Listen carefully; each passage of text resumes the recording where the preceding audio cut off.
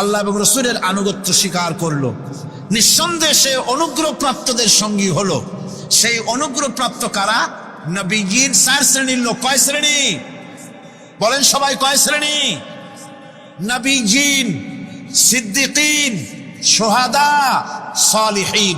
এই 4 শ্রেণীর লোক হচ্ছে আল্লাহ পাকের অনুগ্রহপ্রাপ্ত লোক। কারণ আলহামদুলিল্লাহ, এরাই হলো অনুগ্রহপ্রাপ্ত দল।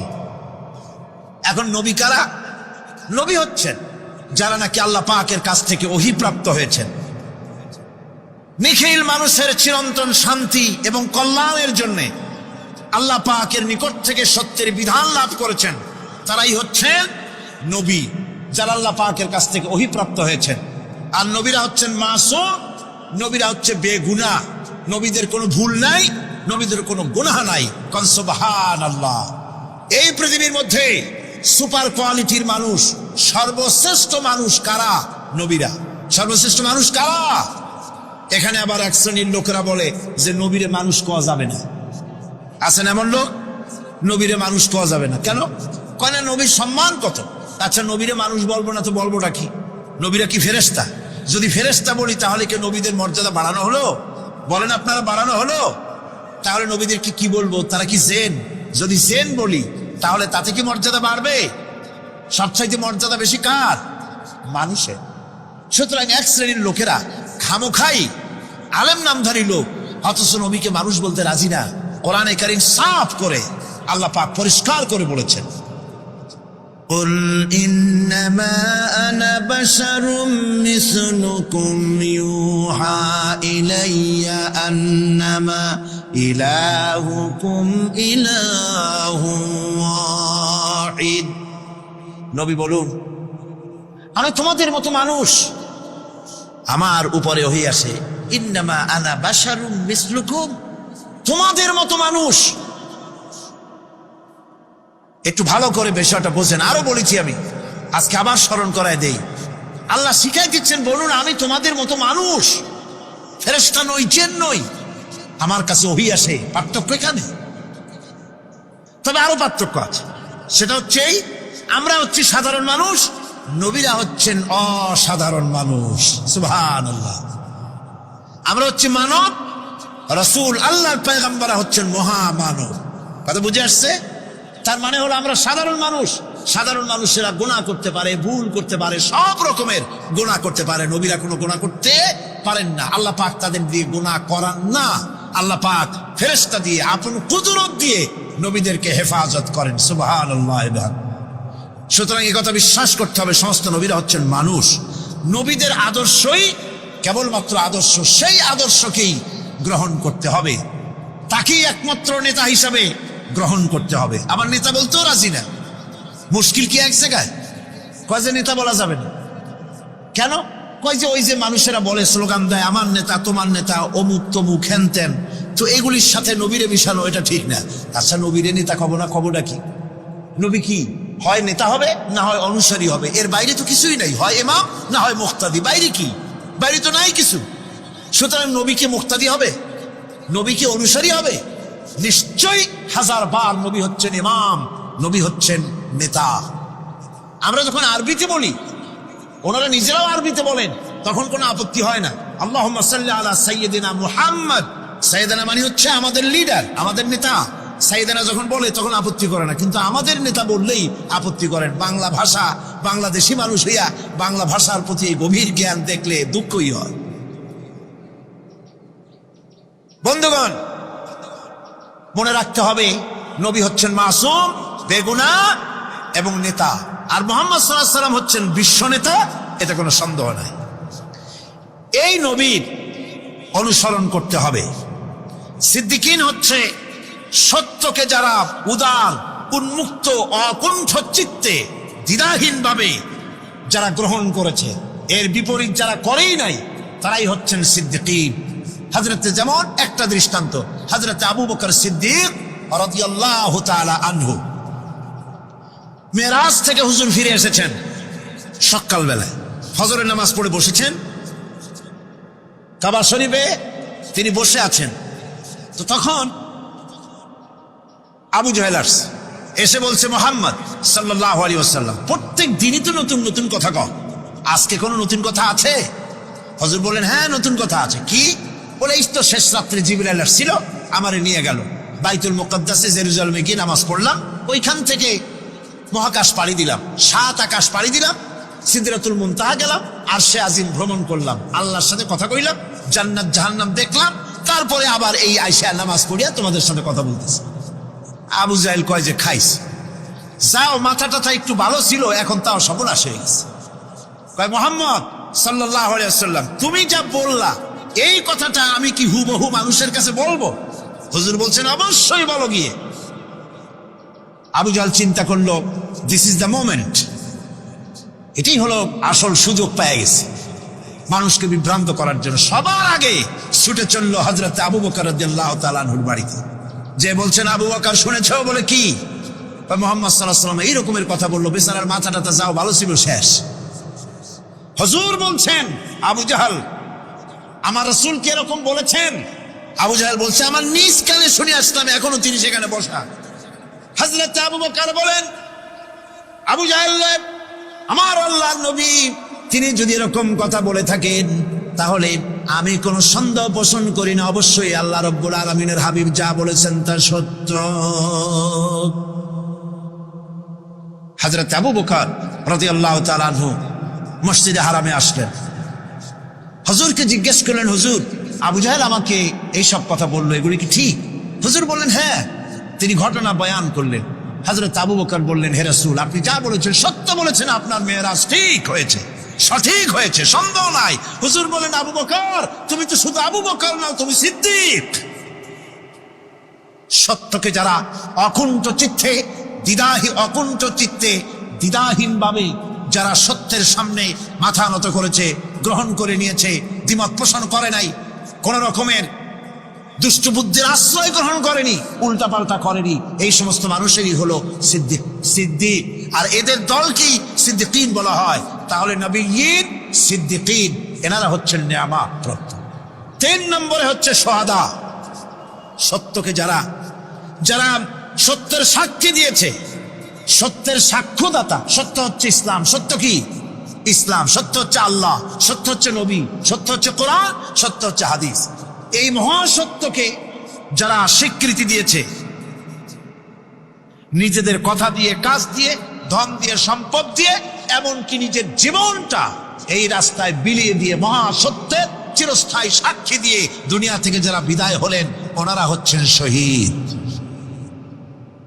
আজ রাস্তাঘাটে শহীদ হয়, যার তার নামের আগে শহীদ বসায় দেয়। শহীদ এত সোজা জিনিস নয়। আল্লাহর রাস্তায় ধর্মের জন্য, ইসলামের জন্য, আল্লাহর জন্য, কোরআনের জন্য, রাসূলের জন্য যারা জীবন দেন তারাই হচ্ছে শহীদ।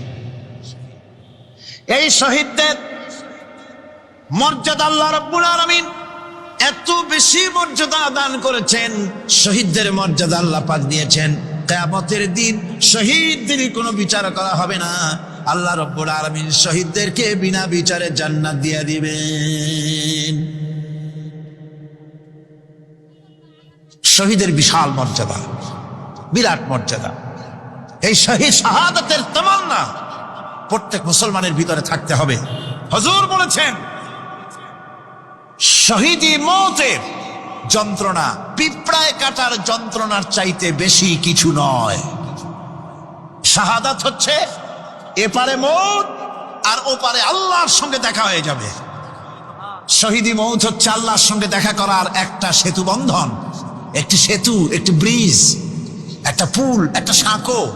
এপারে দুনিয়া, ওপারে আল্লাহ পাকের সঙ্গে দেখা হবে। সুবহানাল্লাহ। ভাইরা, ইসলামের জন্য যারা জীবন দিলেন, যারা শাহাদাত বরণ করলেন, তারা জাতির সম্মানের পাত্র। সেই সম্মান, সেই মর্যাদা আল্লাহ রাব্বুল আলামিন শহীদদের প্রদান করেছেন। হযরত আব্দুল্লাহ জুলবাজাদাইন, যার কথা বুখারীতে লেখা হয়েছে, সুবহানাল্লাহ কোন যুবক মানুষ ইসলাম কবুল করেছেন। ইসলাম কবুল করতে গিয়ে বাড়ি ঘর, জায়গা জমি কিছুই ছিল না, ছোট্ট অবস্থায় বাবা মারা গেছে, চাচার ঘরে লালিত পালিত হচ্ছিলেন। এরপরে রাসূলের প্রতি ঈমান আনবেন, চাচার ভয়তে পারেন না। হুজুর হিজরত করলেন। আব্দুল্লাহ তার নাম ছিল, আব্দুল উজ্জা। তিনি চলে গেলেন চাচার কাছে। চাচা গো, মুহাম্মদ সাল্লাল্লাহু আলাইহি ওয়াসাল্লাম আল্লাহর নবী, ব্যাপারে তোমার মত কি? তিনি বলেন, আমারও তো তাই মনে হয়। যদি তাই মনে হয় তার উপর ঈমান আনবেন কিনা? চাচা বলে, না, কখন ঈমান আনবো না। ভাতিজা বলতেছেন, চাচাজি, বছরের পর বছর ধরে অপেক্ষা করতেছিলাম, আমি আপনার অধীনে আছি বলে ইসলাম কবুল করতে পারি নাই। আমার ইচ্ছা ছিল আপনি আগে করবেন, তারপরে আপনাকে দেখা দেখি আমি করব। কিন্তু আপনি যখন ইসলাম কবুল করলেন না, আর করবেন না বলে যখন ঘোষণা দিলেন, আপনাকে উপস্থিত রেখে আমি ঘোষণা দিলাম, লা ইলাহা ইল্লাল্লাহু মুহাম্মাদুর রাসূলুল্লাহ। চাচা বলছে, ভাতিজা, এর পরিণাম জানো? কয়, না, জানি না। এর পরিণাম হচ্ছে তুমি আমার বাড়িতে থাকো, আমার বাড়ি ছাড়তে হবে। বললেন, রাজি আছি। উট ছাগল ভেড়া ঘোড়া যা দিছি ছাড়তে হবে। বলছে, রাজি আছি। চাচা বলছে, শুধু তাই নয়, পরনে যে লুঙ্গি আছে, গায়ে যে জামা আছে, তামার পয়সার লুঙ্গি জামা ছাড়তে হবে। ভাতিজা বলছে, ঈমানের জন্য যা চাও সব ছেড়ে দেব। জামা লুঙ্গি খুলে ফেলে দিয়ে দিলেন। হাদিস। তিনি চলে গেলেন মায়ের কাছে ওই অবস্থায়। মা এই যুবক ছেলেকে উলঙ্গ অবস্থায় দেখে 2 হাত দিয়ে নিজের চোখ চেপে ধরেছেন। বাবা, তোমার এই অবস্থা কেন? ছেলে বলছেন, মা, ঈমান আনার কারণে আমার এই অবস্থা হয়েছে। মা বলে, বাবারে, কি চাও আমার কাছে? আব্দুল উজ্জা বলছে, মা, কিচ্ছু চাই না, একটুখানি কাপড় আমারে দাও, আমি বিশ্ব নবী মুহাম্মদ সাল্লাল্লাহু আলাইহি ওয়াসাল্লামের খেদমতে যেতে চাই। মায়ের কাছে পুরানা কম্বল ছিল, কম্বলটা তিনি দিয়ে দিলেন। হযরতে, এখনো তো সে মুসলমান হয়নি, ওই কম্বলটা ছিঁড়ে নিয়ে 2 টুকরা করে কম্বলটা পরলেন, আদাটা, তাতে করে হাঁটু ঢাকে না, আর একটা কোন রকম গায়ে দিলেন। এরপরে হেঁটে হেঁটে কষ্ট করে মদিনায় চলে গেলেন। মসজিদে নববীর ভিতরে ঢুকে দরজার কাছে বসা বিশ্বনবী জনাবে মুহাম্মদুর রাসূলুল্লাহ সাল্লাল্লাহু আলাইহি ওয়াসাল্লাম মসজিদে নববীতে, যুবক, হাঁটুর উপরে কাপড়, মাথার চুল উস্কো খুস্কো চেহারা, ক্ষুধার্ত চেহারা। হুজুর জিজ্ঞেস করছেন, তুমি কে? তিনি বললেন, আমার নাম আব্দুল উজ্জা। তোমার এই অবস্থা কেন? তিনি বললেন, হুজুর, ঈমান আনার জন্য বাড়ি ঘর জায়গা জমিন উট বাছুর সব হারাইছি, এমনকি পরনের লুঙ্গিও আমারে দেয় নাই, মার কম্বলটা ছিঁড়িয়ে এনেছি। নবীজি আসহাবে সুফফার ভিতরেই তাকে বসতে দিলেন, তাকে থাকতে দিলেন, আর বললেন, তারে কোরআন শরীফ শিখাবা। আব্দুল উজ্জাকে হুজুর বললেন, তোমার নাম উজ্জা নয়, তোমার নাম আব্দুল্লাহ। হাদিস শরীফে এসেছে, আল্লাহর কাছে 2টা নাম বেশি প্রিয়, একটা হচ্ছে আব্দুল্লাহ আর একটা হচ্ছে আব্দুর রহমান। মুসলমান হলেন। এরপরে আসহাবে সুফফার মধ্যে বসে আছেন, কোরআন শরীফ জোরে জোরে তেলাওয়াত করেন। আসহাবে সুফফা রাসূলের কাছে নালিশ করলেন, অভিযোগ করলেন, হুজুর, এই আব্দুল্লাহর কোরআন শরীফ এত জোরে পড়ে, তার চিল্লানির জ্বালায় আমরা বিশ্রাম করতে পারি না। নবীজি বললেন, সাহাবীরা, আব্দুল্লাহকে বেশি করে চিল্লাইতে দাও, বাধা দিও না, কারণ তার ঈমান বড় দামের ঈমান হয়েছে, ঈমান আনতে গিয়ে কিছু আনতে পারে নাই, তাকে বাধা দিও না, প্রাণ ভরে চিল্লাইতে দাও, জোরে জোরে পড়তে দাও। ইতিমধ্যে তাবুকের যুদ্ধে রণদামামা বেজে উঠেছে। রোমান সৈন্যরা হুজুরের সঙ্গে যুদ্ধ করবে, জিহাদ করবে, ইসলামকে পরাজিত করার জন্য তারা আক্রমণের প্রস্তুতি নিল। নবীজি রোমানদের সঙ্গে লড়াই হবে বলে সাহাবায়ে কেরামদের কাছে সাহায্য চাইলেন, যার কাছে যা আছে অস্ত্রপাতি জমা করো, টাকা দাও, পয়সা দাও। সবাই মিলে দিতে লাগলেন। দিতে দিতে মহিলারা গলার হার, নাকের ফুল, কানের দুল হুজুরের সামনে স্তূপ হয়ে গেছে, টাকা কড়ি সোনা দানা সব শুদ্ধ। হুজুর বলছেন, সাহাবীরা, সবাই তো সব জিনিস দিলে, আমার আবু বকর দেখি না কেন? হযরত আবু বকর রাদিয়াল্লাহু তাআলা আনহু একটা পিলারের আড়ালে দাঁড়ানো ছিলেন। হুজুরের ডাক শুনে তিনি আসলেন, হাতে ছোট্ট একটা থলি, চোখে পানি। থলিটা হুজুরের হাতে তুলে দিলেন। হুজুর থলি ছাড়লেন, দেখা গেল কয়েকটা দিরহাম আর কয়েক কেজি গম, আর কিছু নাই। হুজুর তাকালেন, দেখছেন আবু বকর রাদিয়াল্লাহু তাআলা আনহু চোখের পানিতে দাড়ি ভিজে ভিজে পড়তেছে। হুজুর বললেন, আমার সাহাবীরা, আজ তোমরা সকলে মিলে যে দান করেছো, সেই দানের তুলনায় আবু বকর যে দান করেছে আল্লাহ রাব্বুল আলামিনের কাছে তা বেশি মূল্য হয়েছে। মনের মধ্যে অনেকের প্রশ্ন জাগলো, কেমন করে তা হলো? আমরা এত এত দিলাম। হুজুর জিজ্ঞেস করলেন, ও সাহাবী, তুমি কত দিয়েছো? বাড়ি কত আছে? তিনি বললেন, এত দিছি, এত আছে। তুমি কত দিয়েছো? কত রেখে এসেছো? প্রত্যেকে এরকম বলল। হযরতে ওসমান, হযরতে ওমর, হযরতে আলী রিদওয়ানুল্লাহ তাআলা আলাইহিম আজমাইন, তারাও বললেন, অর্ধেক এনেছি, অর্ধেক থুই আসছি, 2 ভাগ এনেছি, 1 ভাগ রেখে আসছি। সব শেষে নবীজি হযরত আবু বকর রাদিয়াল্লাহু তাআলা আনহুকে প্রশ্ন করলেন, আবু বকর, তুমি কি এনেছো আর বাড়ি কি রেখে এসেছো? হযরত আবু বকর বলেন, ইয়া রাসূলুল্লাহ, ইয়া হাবিবাল্লাহ, আমার বাড়িতে জাগতিক সম্পদ বলতে যা বুঝায় সবটুকু এনে নবীজির কদম মোবারকে দান করে দিয়েছি। আবু বকরের ঘরে এখন আল্লাহ আর তার রাসূল ছাড়া কোনো জিনিস বাকি নাই, যা ছিল সব এনেছি। হুজুর জিহাদে রওনা হলেন 30,000 সৈন্য সাথে, 30 সহস্র সৈন্য নিয়ে নবীজি তাবুকের দিকে চললেন। পথের মধ্যে হযরত আব্দুল্লাহ এসে হুজুরের সামনে দাঁড়ায় গেছেন। আব্দুল্লাহ এসে বলেন, ইয়া রাসূলুল্লাহ, একটু দাঁড়ান। এই জিহাদে মেয়ে লোক পুরুষেরা সাহাবীরা সবাই প্রাণ ভরে দান করলো, কিন্তু আমি এমন এক বান্দা, আল্লাহর কিছুই দিতে পারলাম না। আমার তো দেওয়ার মতো কিছুই নাই হুজুর, আমার দেওয়ার মতো কিছুই নাই। তবে আমি আপনার কাছে দোয়া চাই, আপনি দোয়া করুন, আমি যেন এই যুদ্ধে, এই জিহাদের ময়দানে আমি যেন শহীদ হতে পারি। নবীজি বললেন, একটু বাকল নিয়ে আসো গাছের। একটা গাছের বাকল আনা হলো। এই বাকলটা হুজুর নিজ হাতে আব্দুল্লাহর হাতে বাঁধা দিলেন আর বললেন, রব্বুল আলামিন, আমি আব্দুল্লাহর রক্ত কাফেরদের জন্য হারাম করে দিলাম। হযরত আব্দুল্লাহ কেঁদে জারজার হয়ে যাচ্ছেন, বলছেন, ইয়া রাসূলুল্লাহ, আমি চাইলাম শহীদ হব, আর আপনি আমার রক্তকে কাফেরদের জন্য হারাম করে দিলেন।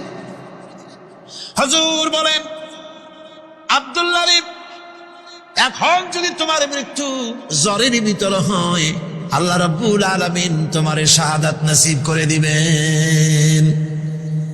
তাবুকের ময়দানে হুজুর চলে গেলেন। কয়েকদিন পরে খবর আসলো হুজুরের কাছে, আব্দুল্লাহ কয়েকদিন জ্বর ভোগ করে আব্দুল্লাহ মারা গিয়েছেন। হুজুর বললেন, তার জানাজার ব্যবস্থা করো, কাফন দাফনের ব্যবস্থা করো। ব্যবস্থা হয়ে গেল। রাতের বেলায় দাফন হবে। একজন লোক কবরের কাছে দাঁড়ায় টিম টিম করে একটা আলো নিয়ে দাঁড়ায় আছে, আর একজন লোক কবরের ভিতরে নেমেছেন। 2 ব্যক্তি লাশ 2 হাতে উঁচু করে নিয়ে আসতেছেন কবরের কাছে। যিনি কবরের ভিতরে দাঁড়ানো, তিনি বলতেছেন, লাশ বহন করে তোমরা যে 2 জন আনতেছো, লাশের সাথে খবরদার বেয়াদবি করো না, তোমাদের ভাইয়ের সঙ্গে আদব করো।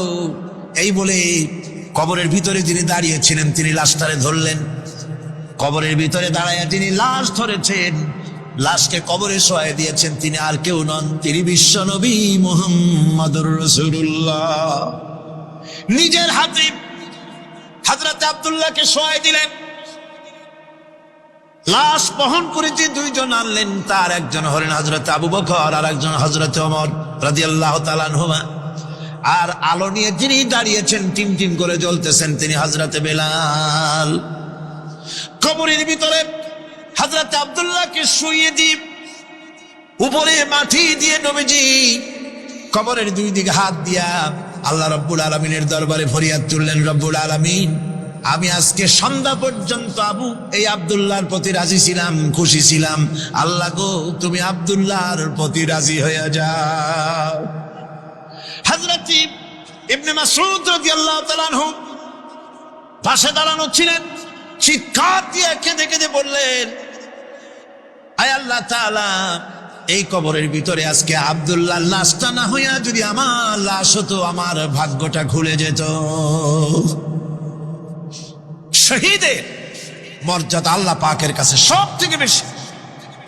এই শহীদের পথ নিয়ামত প্রাপ্তদের পথ, যারা নিয়ামত পেয়েছে পৃথিবীতে, নবীজিন, সিদ্দিকিন, শুহাদা, এরাই হচ্ছে নিয়ামত প্রাপ্ত। আমরা বলেছি সিরাতাল্লাযীনা আন'আমতা আলাইহিম গায়রিল মাগদুবি আলাইহিম ওয়ালাদ-দাল্লিন।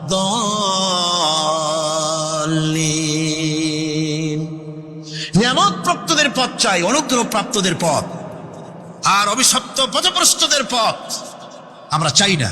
আমরা পরিহার করে চলবো, এটা একটু আদাও বটে।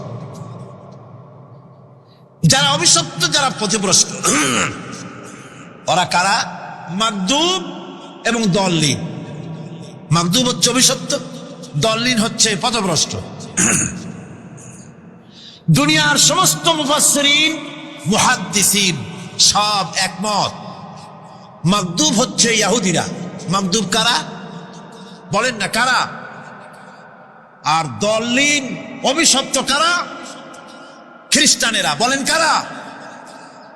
একটুখানি জোরে সোরে দরুদ শরীফ পড়েন। সালাতুন ইয়া রাসূলুল্লাহ আলাইকুম, সালামুন ইয়া হাবিবাল্লাহ আলাইকুম। এই পৃথিবীর 1 ইঞ্চি মাটির জন্য, দেখেন না শহরে কি করে, বাড়ির পাশে বাড়ি উঠাইছে, 1 ইঞ্চি জমি ছাড়বে না। হায় হায়। আর একজনের রাস্তা পাক আর না পাক, জমিন ছাড়বো না। অন্যের জমিন দখল করায় কি মজা পায়। হায়, অন্যের জমিন নেওয়ার জন্য পাগল হয়ে যায় মানুষ। দুনিয়াকে ভালোবাসে। 1 কাঠা জমির জন্য, 1 আঙ্গুল জমিনের জন্য মামলা মোকদ্দমা, জজ কোর্ট, হাইকোর্ট, সুপ্রিম কোর্ট, তারপরেও ছাড়ে না। ঠিক না? এই জমিন যে এত ভালোবাসলেন, এত মামলা মোকদ্দমা করলেন, এই জমিনের 1 ইঞ্চিও খেতে পারবেন না, বরং মরে দেখেন জমিন হা করে আপনাকে গিলে ফেলে দেবে। আপনার হাড্ডি গুড্ডি গুস্ত সুদ্ধা মিশে যাবে এই মাটিতে। পৃথিবীকে ভালোবাসে কোনো লাভ নাই। স্ত্রী, পুত্র, পরিজন, যার যতটুকু পাওনা দিবেন, ভালোবাসবেন, কিন্তু মূল ভালোবাসা, কলিজাটা ভরা থাকবে আল্লাহর জন্য। কার জন্য? স্ত্রীর ভালোবাসা স্ত্রীকে দিবেন, মায়ের শ্রদ্ধা, বাপের শ্রদ্ধা, সন্তানের ভালোবাসা আলাদাভাবে দিবেন। আর সব থেকে যিনি ভালোবাসা পাওয়ার দাবিদার, তার জন্য রাতের বেলায় জাগুন, সিজদা দিয়ে কাঁদতে থাকুন। এই চোখ দুটা কে দিছে? এই জিহ্বা কে দিছে? এই কান কে দিয়েছে? এই সুন্দর শরীর কে দিয়েছে? বলার তৌফিক, শোনার তৌফিক কে দিয়েছে? এই হক আদায় করতে গভীর রাত্রে জাগতে হবে। পাইকারি দরে ঘুমায়েন না, একটু জাগুন। শেষ রাত্রে উঠুন, শেষ রাত্রে জেগে প্রেম করুন আল্লাহর সাথে। প্রেম কি ঢোল পিটায় করা যায়? ইনকিলাব, সংগ্রাম, এইসব পত্রিকায় বিশাল হেডিং দিয়ে কেউ প্রেম করে? বিজ্ঞাপন দিয়ে, টেলিভিশনে বিজ্ঞাপন দিয়ে প্রেম করে। প্রেম করে কিভাবে? গোপনে। আর মিলিত হয় নির্জনে। সবচাইতে বড় প্রেমিক হবে নিজে হতে হবে, আর আল্লাহকে সব থেকে বেশি ভালোবাসা দিতে হবে। সেজন্য আল্লাহ রাব্বুল আলামিন বলেছেন, প্রেম করার জন্য কিছুটা নির্জনতা প্রয়োজন। এজন্য দিনের আলোতে ওয়াজআলনান নাহারা মাআশা, রাত দিন বানাইছি রুজি রোজগার করার জন্য। ওয়াজআলনাল লাইলা লিবাসা, আর রাত বানাইছি শান্তির বাহন হিসাবে, আচ্ছাদন। সূর্যের আলোর ঝলকানি চলে গেছে, আলোর তীব্রতা আর নাই। গোটা পৃথিবীর উপরে আমি একটা কালো চাদর দিয়ে ঢেকে দিলাম রাতের আধার, আর একেবারে অন্ধকার না করে আকাশে ডিম লাইটের মতো করে কতগুলি তারা জ্বালাইয়া দিলাম। এখন কেউ জেগে নাই, সব ঘুমানো। আমার প্রেমিক কে আছো? ওঠো, উজু করে সিজদায় পড়ে যাও, সিজদায় পড়ে যাও, কান্দো, গুনাহ মাপ চাও, যা করেছ মাপ চাও। তুমি গুনাহ করেছো আর আমি মাফ করার মালিক। ইন্নাল্লাহা ইয়াগফিরুয যুনুবা জামিআ, সব মাফ করে দেব, গুনাহগুলি নেকি দিয়া বদলায় দেব। আমার কাছে কাঁদো, চোখের পানি ফেলো। প্রিয় ভাই, সব রাতে জাগতে শুকুন। রাসূলুল্লাহ বলেছেন ওর থেকে ভালো স্বামী আর দুনিয়ায় নাই। কে বলেছেন? রাসূলুল্লাহ বলেছেন ওর থেকে ভালো স্বামী আর দুনিয়ায় নাই, যে গভীর রাত্রে নিজে জেগে তাহাজ্জুদ রুজু করে নিজের বউরে উঠায়, বউ উঠতে চায় না, পানি এনে বউর মুখের উপরে ছিটায় দেয়, ওঠো বিবি একসাথে তাহাজ্জুদের নামাজ পড়ি। রাসূলুল্লাহ বলেছেন ওর থেকে ভালো বউ পৃথিবীতে আর নাই, যে বউ রাতের বেলায় ঘুমের থেকে জেগে তাহাজ্জুদের উযু করে, স্বামীর উঠাইতে চেষ্টা করে, ওঠে না, উযুর পানি স্বামীর চেহারায় ছিটায় দেয় আর বলে স্বামী ওঠো একসাথে তাহাজ্জুদের নামাজ পড়ি। এই পৃথিবীতে আমাদের ভালোবাসা যেন শেষ না হয়, এক জান্নাতে যেন থাকতে পারে। কাঁদো, ওঠো। গভীর রাত্রে তাহাজ্জুদের নামাজ পড়ে মাথাটা নিচু করে গুনগুন করে গাইতে থাকে, নিয়া আল্লাহু পড়ে, নিয়া আল্লাহু ইয়া রহমানু ইয়া রহিমু ইয়া হাইয়ু ইয়া কাইয়ুম। প্রাণ দিয়া বলেন ইয়া আল্লাহু ইয়া রহমানু ইয়া রহিমু ইয়া হাইয়ু ইয়া কাইয়ুম, ইয়া আল্লাহু ইয়া রহমানু ইয়া রহিমু ইয়া হাইয়ু ইয়া কাইয়ুম। তাহাজ্জুদের নামাজ পড়ে এভাবে আল্লাহরে ডাকে দেখেন, চোখ দিয়া পানির বন্যা নেমে আসে যদি ঈমান একটুও থাকে। এই কান্না নবীজি বলেছেন জাহান্নামের ভয়তে আমার সাথে না ভরমানি করেছে। এই শরমে পড়ে বান্দা যখন চোখ দিয়া পানি ছেড়ে দেয়, ওই চোখের পানি নাকের অর্ধেক আসতে না আসতে আমি আমার বান্দারে মাফ করে দেই। আল্লাহু আকবার। আল্লাহ আমাদের কান্দার তৌফিক দাও, তাহাজ্জুদ পড়ার তৌফিক দাও, পাঁচ ওয়াক্ত নামাজ পড়ার তৌফিক দাও, তোমাকে ভয় করার তৌফিক দাও, তোমার ভয় আর মহব্বত দিয়ে কলিজা ভরে দাও, তোমার রাসূলুল্লাহর মহব্বত দিয়ে আমাদেরকে পাগল বানায় দাও। আল্লাহ, দুনিয়া বড় খারাপ জায়গা। এই দুনিয়ায় আল্লাহর কাছে সৌন্দর্য চাইতে হবে দুনিয়া, কিন্তু দুনিয়াকে স্থায়ী মহব্বত করা যাবে না। প্রিয় ভাই, সব আপনি যদি লন্ডনে যান, আমেরিকায় যান, কোনোদিন যান নাই, যাইতে হলে এখান থেকে টেলিফোন করেন, ওখানে বন্ধু বান্ধব আছে নাকি?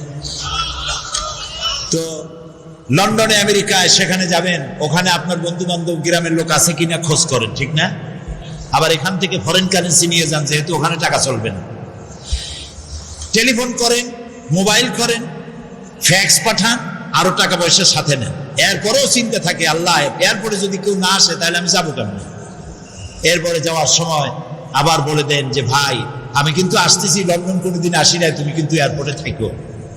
একটা বিদেশে যাওয়ার জন্য এত প্রস্তুতি নেন, তো সব জায়গায় বন্ধু বান্ধব কেউ না কেউ তো আছে, কিন্তু আমরা এমন একটা দেশে যাব যেখানে কেউ নাই, ফরেন কারেন্সি চলে না, গ্রামের লোক নাই, বাবা নাই, বন্ধু নাই, মা নাই, কেউ নাই। যিনি রিসিভ করবেন, যার সাহায্যের কাঙ্গাল, বদামল করে তার শত্রু বানায় রাখছি, বন্ধু বানাইতে পারি না, তাহলে কি জবাব হবে কিয়ামতে? কি হবে কবরে? কি হবে উপায়? এই জন্যে প্রিয় ভাইয়েরা আমার, দুনিয়ার সঙ্গে মহব্বত কমায় দিয়া আখিরাতের মহব্বত বেশি করে করতে হবে। আর দুনিয়ায় যতদিন বেঁচে আছি ততদিন নেক আমল করে মানুষের সাথে সদাচরণ করতে হবে। আল্লাহ তাআলা বলেছেন লাইসাল বিররা আন তুওয়াল্লু ওয়াজুহাকুম কিবালাল মাশরিকি ওয়াল মাগরিবি ওয়ালাকিন্নাল বিররা মান আমানা বিল্লাহি ওয়াল ইয়াউমিল আখির। পূর্ব এবং পশ্চিমে কতবার তুমি মাথা ঝুঁকাইছো, এটাই কিন্তু তোমার জন্য কল্যাণ, এর মধ্যে কল্যাণ নিহিত নয়। তার মানে কি, আপনি কত সেজদা আল্লাহরে দিলেন, কত মানুষ তো আছে সেজদা দিতে দিতে কপালে কালো দাগ হয়ে গেছে, আছে না? কিন্তু মিথ্যা ছাড়েন। কিয়ামতের দিন, বুখারী শরীফের হাদিস, আল্লাহ পাকের নবী বলেছেন কিয়ামতের দিন সর্বপ্রথম আল্লাহ জিজ্ঞেস করবেন, বান্দা নামাজ পড়ছো কিনা? প্রথম প্রশ্ন কি বলেন? প্রথম প্রশ্ন কি? যার নামাজ কবুল তার সমস্ত নেক আমল মঞ্জুর, যার নামাজ কবুল হবে না কোনোটাই মঞ্জুর হবে না। কথা বুঝতে পেরেছেন? নামাজ সঠিকভাবে আদায় করতে হবে। নবী করিম সাল্লাল্লাহু আলাইহি ওয়াসাল্লাম ইন্তেকালের 5 দিন আগে থেকে জ্বরাক্রান্ত হলেন, রোগাক্রান্ত হলেন, জ্বরে আর মাথার যন্ত্রণায় অস্থির হয়ে যেতে লাগলেন, বেহুশ হন আবার হুশ হন। যেদিন তিনি ইন্তেকাল করবেন তার আগের দিনেও তিনি জোহরের নামাজ পড়ার জন্য সাহাবীদের কাঁধের উপরে ভর দিয়ে নামাজ পড়তে গেছেন, পা উঁচু করে নিতে পারেন নাই, পা টেনে টেনে নিয়েছেন। তিনি সেখানে খুতবা দিলেন, বললেন, ও আমার উম্মতেরা, এই পৃথিবীতে আল্লাহ রাব্বুল আলামিন তার এক বান্দাকে পৃথিবীর সব জাগতিক সম্পদ দিতে চেয়েছিলেন, কিন্তু সেই বান্দা সব জাগতিক সম্পদকে উপেক্ষা করে আল্লাহর সঙ্গে দিদার করা বেশি পছন্দ করেছেন। কেউ কিছুই বুঝলো না। হযরত আবু বকর রাদিয়াল্লাহু তাআলা আনহু খুব কাঁদতে লাগলেন। তিনি বুঝতে পেরেছেন যে এই পৃথিবীতে সমস্ত সম্পদ দিতে চেয়েছিলেন আল্লাহ যাকে, তার নাম বিশ্বনবী। তিনি সবগুলি উপেক্ষা করে আল্লাহর সঙ্গে দিদার করা বেশি পছন্দ করেছেন। আমরা অতি তাড়াতাড়ি নবীজি থেকে নবীর এতিম হয়ে যাব। পরের দিন ঈশার নামাজের রক্ত হলো, আজান হয়ে গেল, মসজিদে মুসল্লিরা ভরে গেছে, সাহাবায়ে কেরাম সব এসে গেছেন। হুজুরের জন্য বহুক্ষণ অপেক্ষা করার পর হযরতে আবু বকর রাদিয়াল্লাহু তাআলা আনহু তিনি ইমামতির জায়গায় দাঁড়ায় গেছেন। নবীজি বেহুশ অবস্থায় ছিলেন ঘরের মধ্যে। হুশ আসার পর তিনি হযরত আয়েশাকে বললেন, আয়েশা, মসজিদে নববীতে এখন কি হতেছে? তিনি বললেন, নামাজ হচ্ছে, লোকেরা আপনার অপেক্ষা করেছে, কিন্তু আপনাকে না পাইয়া দীর্ঘক্ষণ অপেক্ষা করার পর আপনাকে না পেয়ে আমার বাবার ইমামতিতে তারা নামাজ পড়তেছে, কিন্তু মুসল্লিদের মধ্যে কান্নার রোল পড়ে গিয়েছে।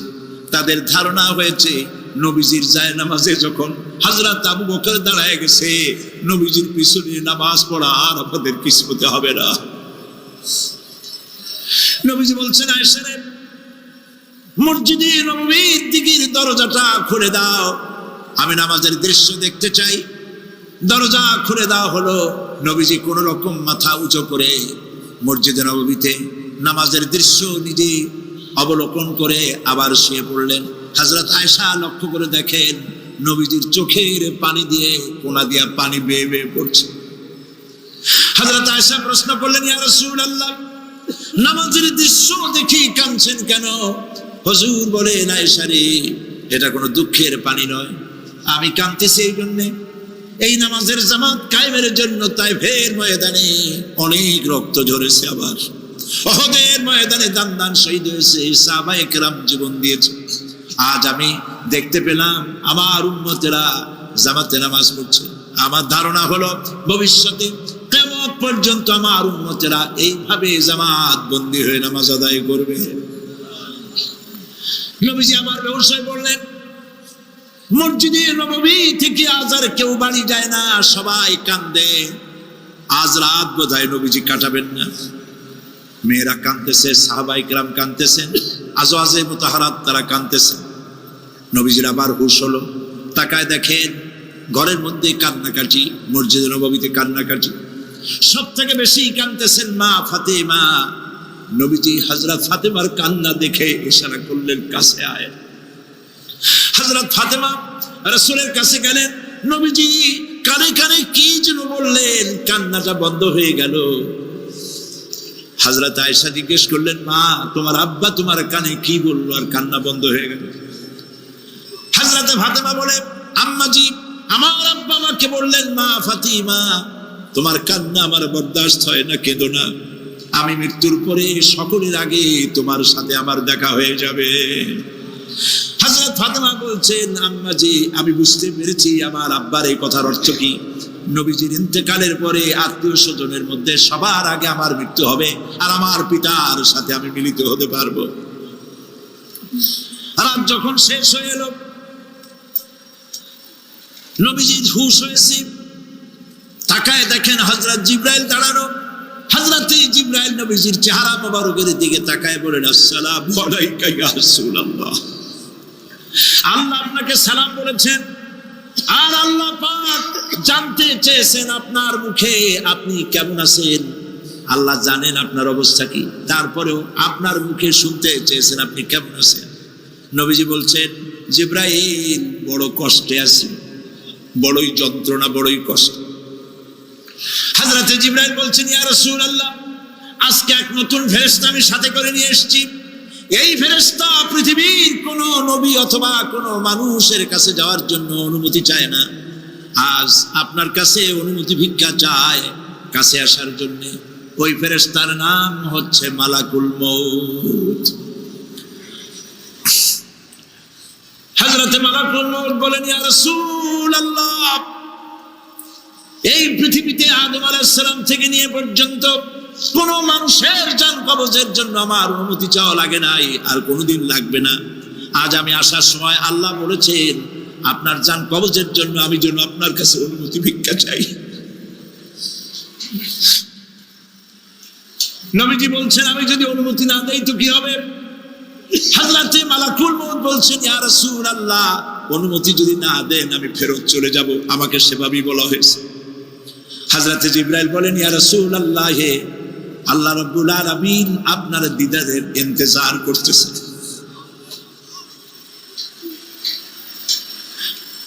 নবীজি বলছেন, মালাকুল মউত, তুমি জান কবজের কাজ শুরু করো। মালাকুল মউত যখন কাছে এসেছে, রাসূল জিজ্ঞেস করলেন, আয়েশা, ঘরে যে কয়েক টুকরা স্বর্ণ ছিল সেগুলোর কি অবস্থা? ছোট ছোট 6 টুকরা স্বর্ণ ছিল। হযরত আয়েশা বলছেন, হুজুর আমি এগুলো রেখে দিছি। হুজুর বলছেন, না, রাখতে পারবে না, আমার ইন্তেকালের আগে খয়রাত করে দাও। মুহাম্মদ সাল্লাল্লাহু আলাইহি ওয়াসাল্লাম আল্লাহর কাছে অবস্থায় উঠবে না যে তার ঘরের ভিতরে সোনা ছিল, দিয়ে দাও, খয়রাত করে দিয়ে দাও। হযরত মালাকুল মউত রাসূলের জান কবজ শুরু করে দিলেন। রাসূলুল্লাহ জীবনের শেষ কথা বললেন, আসসালাত আসসালাত ওয়া মা বালাকাত আইমানুকুম। আমার উম্মতেরা বিদায় লগ্নে বলে গেলাম, নামাজ নামাজ নামাজ ছেড়ে দিও না।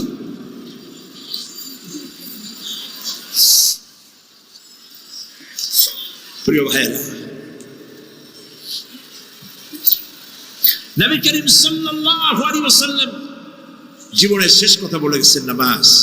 সেই নামাজে আমাদের যত সব অবহেলা, স্ত্রীকে নামাজ পড়ান, বউকে নামাজ পড়ান, ছেলে মেয়েকে নামাজ পড়ান। দোকানদার ভাইরা যখন আজান হয়ে যাবে দোকান বন্ধ করে দেন, আপনি আপনার কর্মচারীরা নামাজ পড়তে যান। যতটুকু সময় নামাজ পড়তে গেছে এই সময় বিক্রি করলে যা লাভ হইতো, এরপরে বিক্রি করলে আল্লাহ 10 গুণ বেশি বরকত দিতে পারেন। পারেন কিনা? পারেন কিনা? আল্লাহর বিশ্বাস করেন, আল্লাহ আপনার বরকত দিবে। আপনার কর্মচারী, দোকানদারে, বাড়ি ঘরে স্ত্রী পুত্র পরিজন যারা আছে সবাইকে নামাজি বানান। নামাজি বানাবার জন্য চেষ্টা করুন। নামাজ রোজা ইত্যাদি করুন। মিথ্যা বলবেন না, ওজনে কম দিবেন না, খাদ্যে ভেজাল দেবেন না, ঘুষ খাবেন না, ঘুষ দিবেন না, মানুষের উপর অত্যাচার করবেন না, কাউকে কষ্ট দিবেন না, মানুষ যেন আপনার ব্যবহারে কষ্ট না পায়। আল্লাহ পাক বলেছেন, ওয়াকুলু লিন-নাসি হুসনা, মানুষের সাথে সুন্দর সুন্দর কথা কও। নবী করিম সাল্লাল্লাহু আলাইহি ওয়াসাল্লাম বলেছেন, মানুষের সাথে যদি হাসি মুখে কথা বলো একটা সদকা দেওয়ার সমান সওয়াব হয়ে যাবে। মানুষকে ভালোবাসো, গরিবদের ভালোবাসো, তাদের অর্থ করি দাও, পয়সা করি দাও, তোমার যা আছে দিতে থাকো। কুয়ার পানি যত উঠাবেন তত কুয়ার পানি ভালো থাকবে, আর পানি উঠাবেন না কুয়ার পানি পয়সা যাবে। এই জন্য আল্লাহর রাস্তায় পয়সা যত ইনকাম হচ্ছে খরচ করতে থাকেন, আল্লাহ পাক দিতে থাকবেন। আল্লাহ পাক বলেছেন যে সদকার মালকে আল্লাহ বৃদ্ধি করে দেন, আর দান সদকা যারা করে না, যাকাত দেয় না, তাদের মালকে আল্লাহ ধ্বংস করে দেন, হালাক করে দেন। এগুলোর দাম নাই, অশান্তি বাড়বে। বউ কথা শুনবে না, সন্তানাদি কথা শুনবে না, মামলা মোকদ্দমা, অশান্তি আর অশান্তি। আর আল্লাহর পথে থাকুন, আল্লাহ শান্তি বাড়ায় দেবেন। আমরা বলি আমিন। প্রিয় ভাই সব, আমি কিছু আলোচনা আজকে আল্লাহ পাক যা করাইছেন এগুলি যেন আল্লাহ আমারে আমল করার তৌফিক দেন। আমি মাঝে মধ্যে ভয় পাই, একদিন তো এই খবর নিশ্চয়ই হবে যে সাইদি বিদায় হয়ে গেছে। সেদিন খালি হাতে যেন আল্লাহর কাছে না যাই, আমি যেন আসামি না হই যে আমি যা বলছি মানুষকে 40 বছর একটানা যা বললাম আমি নিজে আমল করতে পারি নাই। এরকম ভিক্ষুক যেন আমি না হই, আমি যা মানুষকে বলেছি আমি যেন তা আমল করতে পারি। আমি আপনাদের কাছে দোয়া চাই। আমরা কেউ বাঁচবো না, এই যে দেখা হলো আবার দেখা নাও হইতে পারে। সেই জন্য আমরা আমাদের জীবনকে যেন তৈরি করি। আপনারা কোরআন শরীফ পড়ুন, দিন শিখুন, ঈমান শিখুন, ভালো থাকুন, ভালো হয়ে চলুন। আল্লাহ রাব্বুল আলামিন পরীক্ষার জন্য আমাদেরকে এই ময়দানে ছেড়ে দিয়েছেন। প্রশ্ন কি হবে আল্লাহ সব বলে দিয়েছেন। প্রশ্ন কি হবে? তোমার যৌবন, এ ব্যাপারে প্রশ্ন করা হবে। কোন পথে ইনকাম করেছো প্রশ্ন করা হবে। কোন পথে খরচ করেছো প্রশ্ন করা হবে। দ্বীনের ইলম যতটুকু হাসিল করেছিলে তার কতটুকু নিজে পালন করেছো, আর দ্বীনের দাওয়াত কতটুকু মানুষের কাছে পৌঁছায়ছো। প্রত্যেকটি ব্যাপারে কিয়ামতে আল্লাহর কাছে জবাব দিতে হবে। এই জন্য কবি বলছেন, আমল সে জিন্দেগি বনতি হ্যায়, ये जन्नत भी व जहन्नम भी, ये खाके अपनी फितरत है, ना नारी ना नूरी। মানুষের জীবন আমল দিয়ে গঠন হয়, আমল দিয়ে জীবন গড়ে। নইলে এই মাটির তৈরি দেহ জান্নাত আর জাহান্নামের কিছু দিয়ে তৈরি হয়নি। আপনি ইচ্ছে করলে দেহটাকে জাহান্নামের জন্য উপযোগী করতে পারেন, ইচ্ছে করলে এই দেহটাকে জান্নাতের জন্য উপযোগী করতে পারেন। এটি আপনার ইখতিয়ারে আল্লাহ দিয়েছে। আপনাকে বাধ্য করা হয় নাই যে সেজদা না দিলে ফেরেশতা এসে ঘাড়ের উপরে পিটাবে, সুদ ঘুর সেনা করলে পরে ঠ্যাং পিটায় ভেঙে দেওয়া হবে না। আপনি বাধ্য নন। আপনি সম্মানিত জীব, আল্লাহ সম্মানিত প্রাণী আল্লাহ পাকের। সেই জন্য মানুষকে বাধ্য করা হয় নাই। অটোনোমাস বডি, অটোনমি দেওয়া হয়েছে, আপনাকে স্বাধিকার দেওয়া হয়েছে। চন্দ্র সূর্যের ব্যাপারে স্বাধিকার দেওয়া হয় নাই। রাত এখন 7:35, সূর্যের বাপেরও ক্ষমতা নাই বাংলাদেশে এখন উঁকি মারে, ঠিক কিনা? সে এখন আমেরিকায় রোদ দিচ্ছে, তাপ দিচ্ছে আমেরিকায়। ওকে নির্ধারণ করা হয়েছে যেভাবে, সেইভাবেই করতে হবে। পানি বলেন, পাহাড় বলেন, পাখি বলেন, চন্দ্র বলেন, গ্রহ বলেন, নক্ষত্র বলেন, সব জিনিস বাই হুক অ্যান্ড ক্রুক আল্লাহর হুকুম মানতে বাধ্য। কোরআনে কারীমে আল্লাহ পাক বলেছেন, আফাগায়রা দীনিল্লাহি ইয়াবগুন ওয়া লাহু আসলামা মান ফিস সামাওয়াতি ওয়াল আরদি তাওআন ওয়া কারহা। আল্লাহর দেওয়া জীবন ব্যবস্থা ছেড়ে দিয়ে তোমরা কি অন্য কোনো মতবাদ তালাশ করো? ওয়া লাহু আসলামা মান ফিস সামাওয়াতি ওয়াল আরদ, অথচ আকাশে যা আছে জমিনে যা আছে সব আনুগত্যের মস্তক আমার সামনে অবনত করে দিয়েছে। সুবহানাল্লাহ। এই দুনিয়ায় পরীক্ষা দিলে এখানে রেজাল্ট হয়, এখানে গাছ লাগাইলে এখানে ফল দেয়। কিন্তু মানুষের জন্য আল্লাহ পাক যে আমল তৈরি করেছেন, পরীক্ষা নেবেন, সেই পরীক্ষার রেজাল্ট এখানে হবে না। পরীক্ষার রেজাল্ট আউট হবে কোথায়? আখিরাত। বলেন সবাই, কোথায় হবে? পরীক্ষার রেজাল্ট আউট হবে কোথায়? আখিরাত। এইখানে আপনি যা কামাই করবেন এখানে রিটার্ন দেওয়া হবে না। এখানে যা কামাই করবেন সমস্ত কামাই 700 গুণ বর্ধিত আকারে কিয়ামতে আল্লাহ আপনার হাতে ধরাই দিবেন। আল্লাহর ওয়াদা কখনো মিথ্যা হয়? মিথ্যা হয় রাজনৈতিক দলের নেতারা, এই জাতীয় লোকেরা যারা মঞ্চে আসে আর বলে যে বল আমাদের ভোট দেন, আমরা ক্ষমতায় যাইতে পারলে আপনারা না খেয়ে কেউ মরবেন না। কিন্তু কি খেয়ে মরবে তাও কয় না। সেদিন শুনলাম এই যে নির্বাচন এখন একটা চলতেছে, স্লোগান বাপ দাঁড়াইছে, ছেলে তো বলে রহিম ভাই আমার ভাই, তোমার ভাই, বাপের নাম রহিম। তারপরে শুনলাম বলতেছে বেগুন ভাইয়ের চরিত্র, আজকে নাম রাখে তো আদর করে বেগুন, পটল। বেগুন ভাইয়ের চরিত্র ফুলের মতো পবিত্র। আমি আর একজনের পাশের থেকে বলি যে নামাজ পড়ে না, একক তো এমনই ফুলের মতো চরিত্র।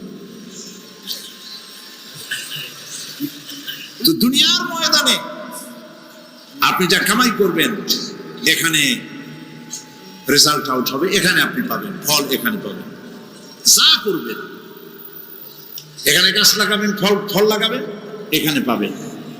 আর আল্লাহর জন্য যেটা করবেন সেটার ফল, সেটার রেজাল্ট কিয়ামতে বাইর হবে। সুবহানাল্লাহ।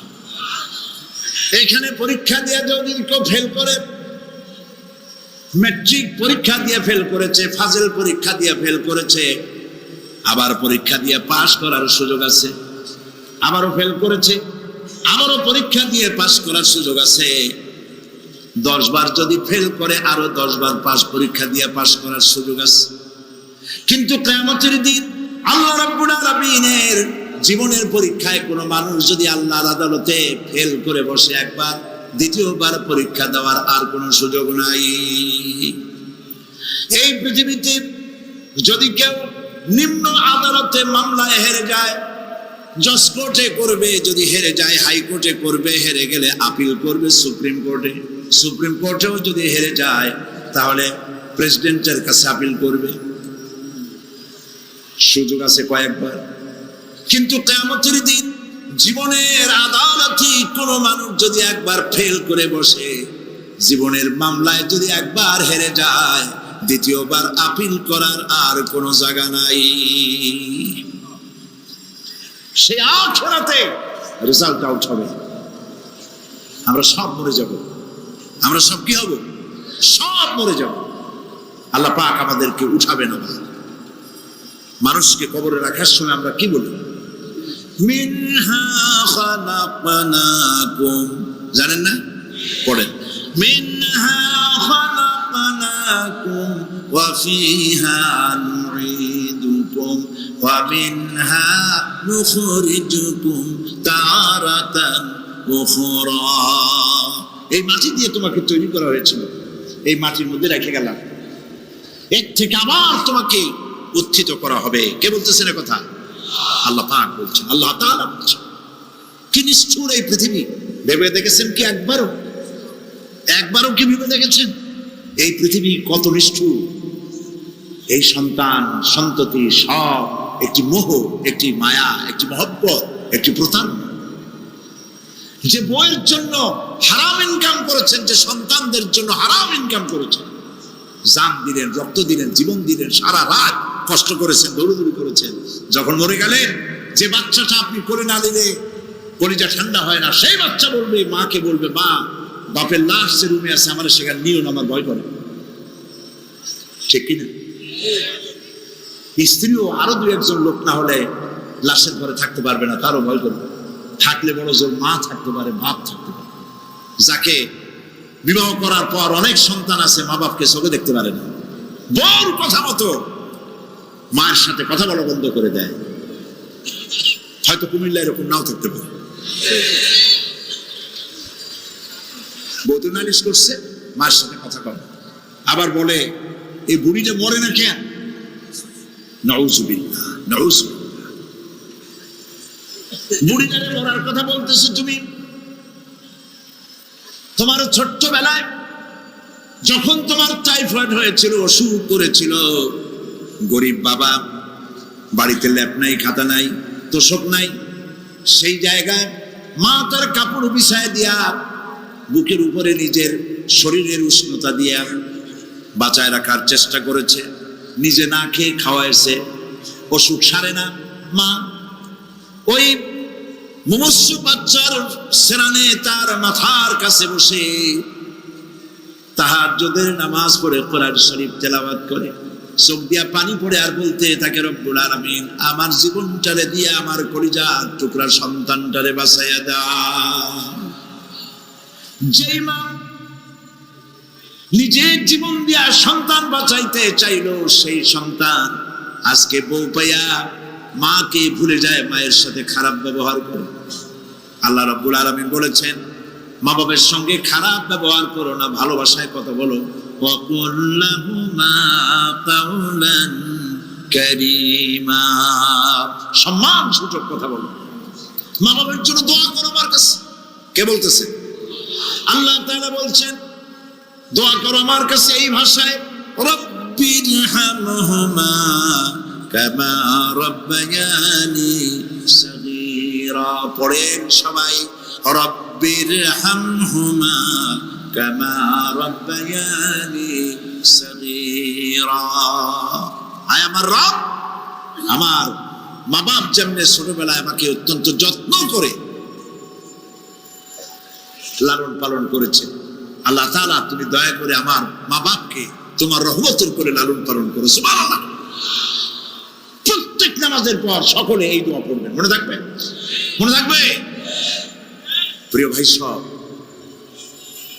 সেই কিয়ামতের মাঠে আমাদেরকে উঠতে হবে, আল্লাহর দরবারে উঠতে হবে।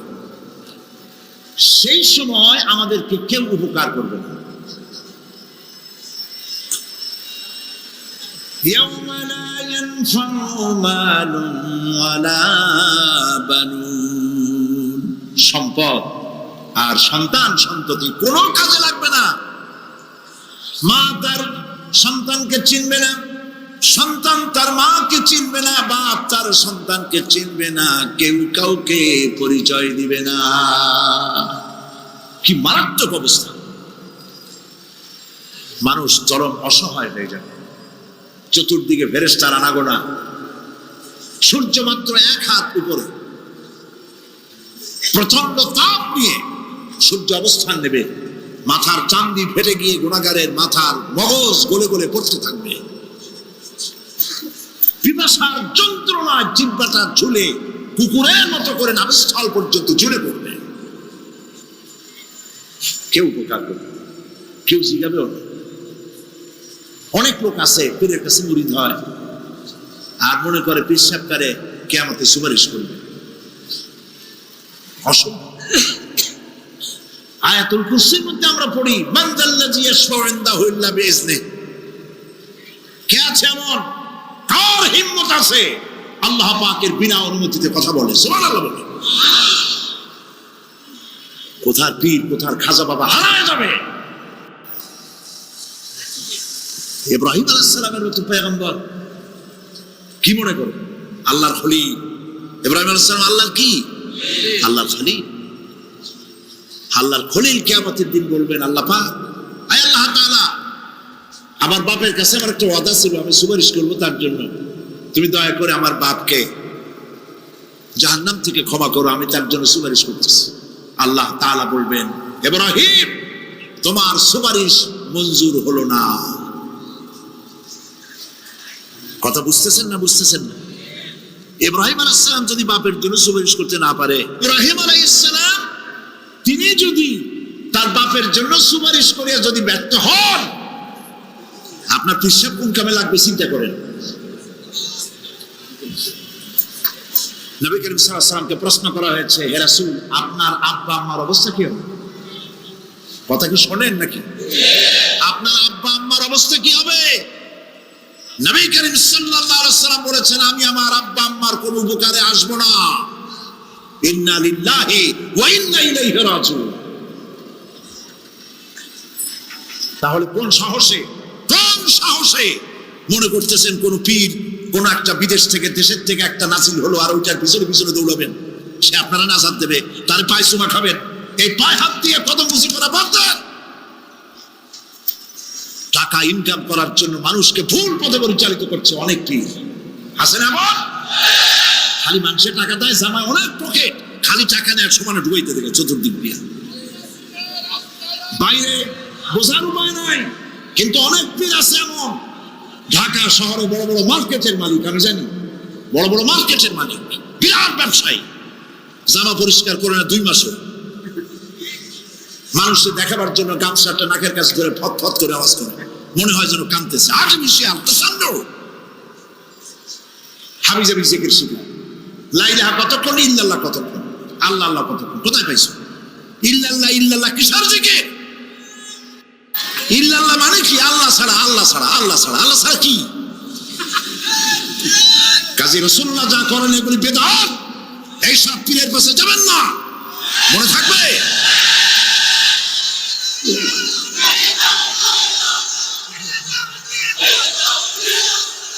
প্রিয় ভাই সব, কিয়ামতের দিন আপনার আমল, একমাত্র আমল আপনাকে বাঁচাইতে পারবে। এই কোরআন শরীফে আল্লাহ পাক বলেছেন, ইয়া আইয়ুহাল্লাযীনা আমানু আবতাগু ইলাইহিল ওয়াসিলা, হে বিশ্বাসীরা ওসিলা করো। ধুরন্ধর এক শ্রেণীর লোকেরা এর অর্থ করেছে পীর।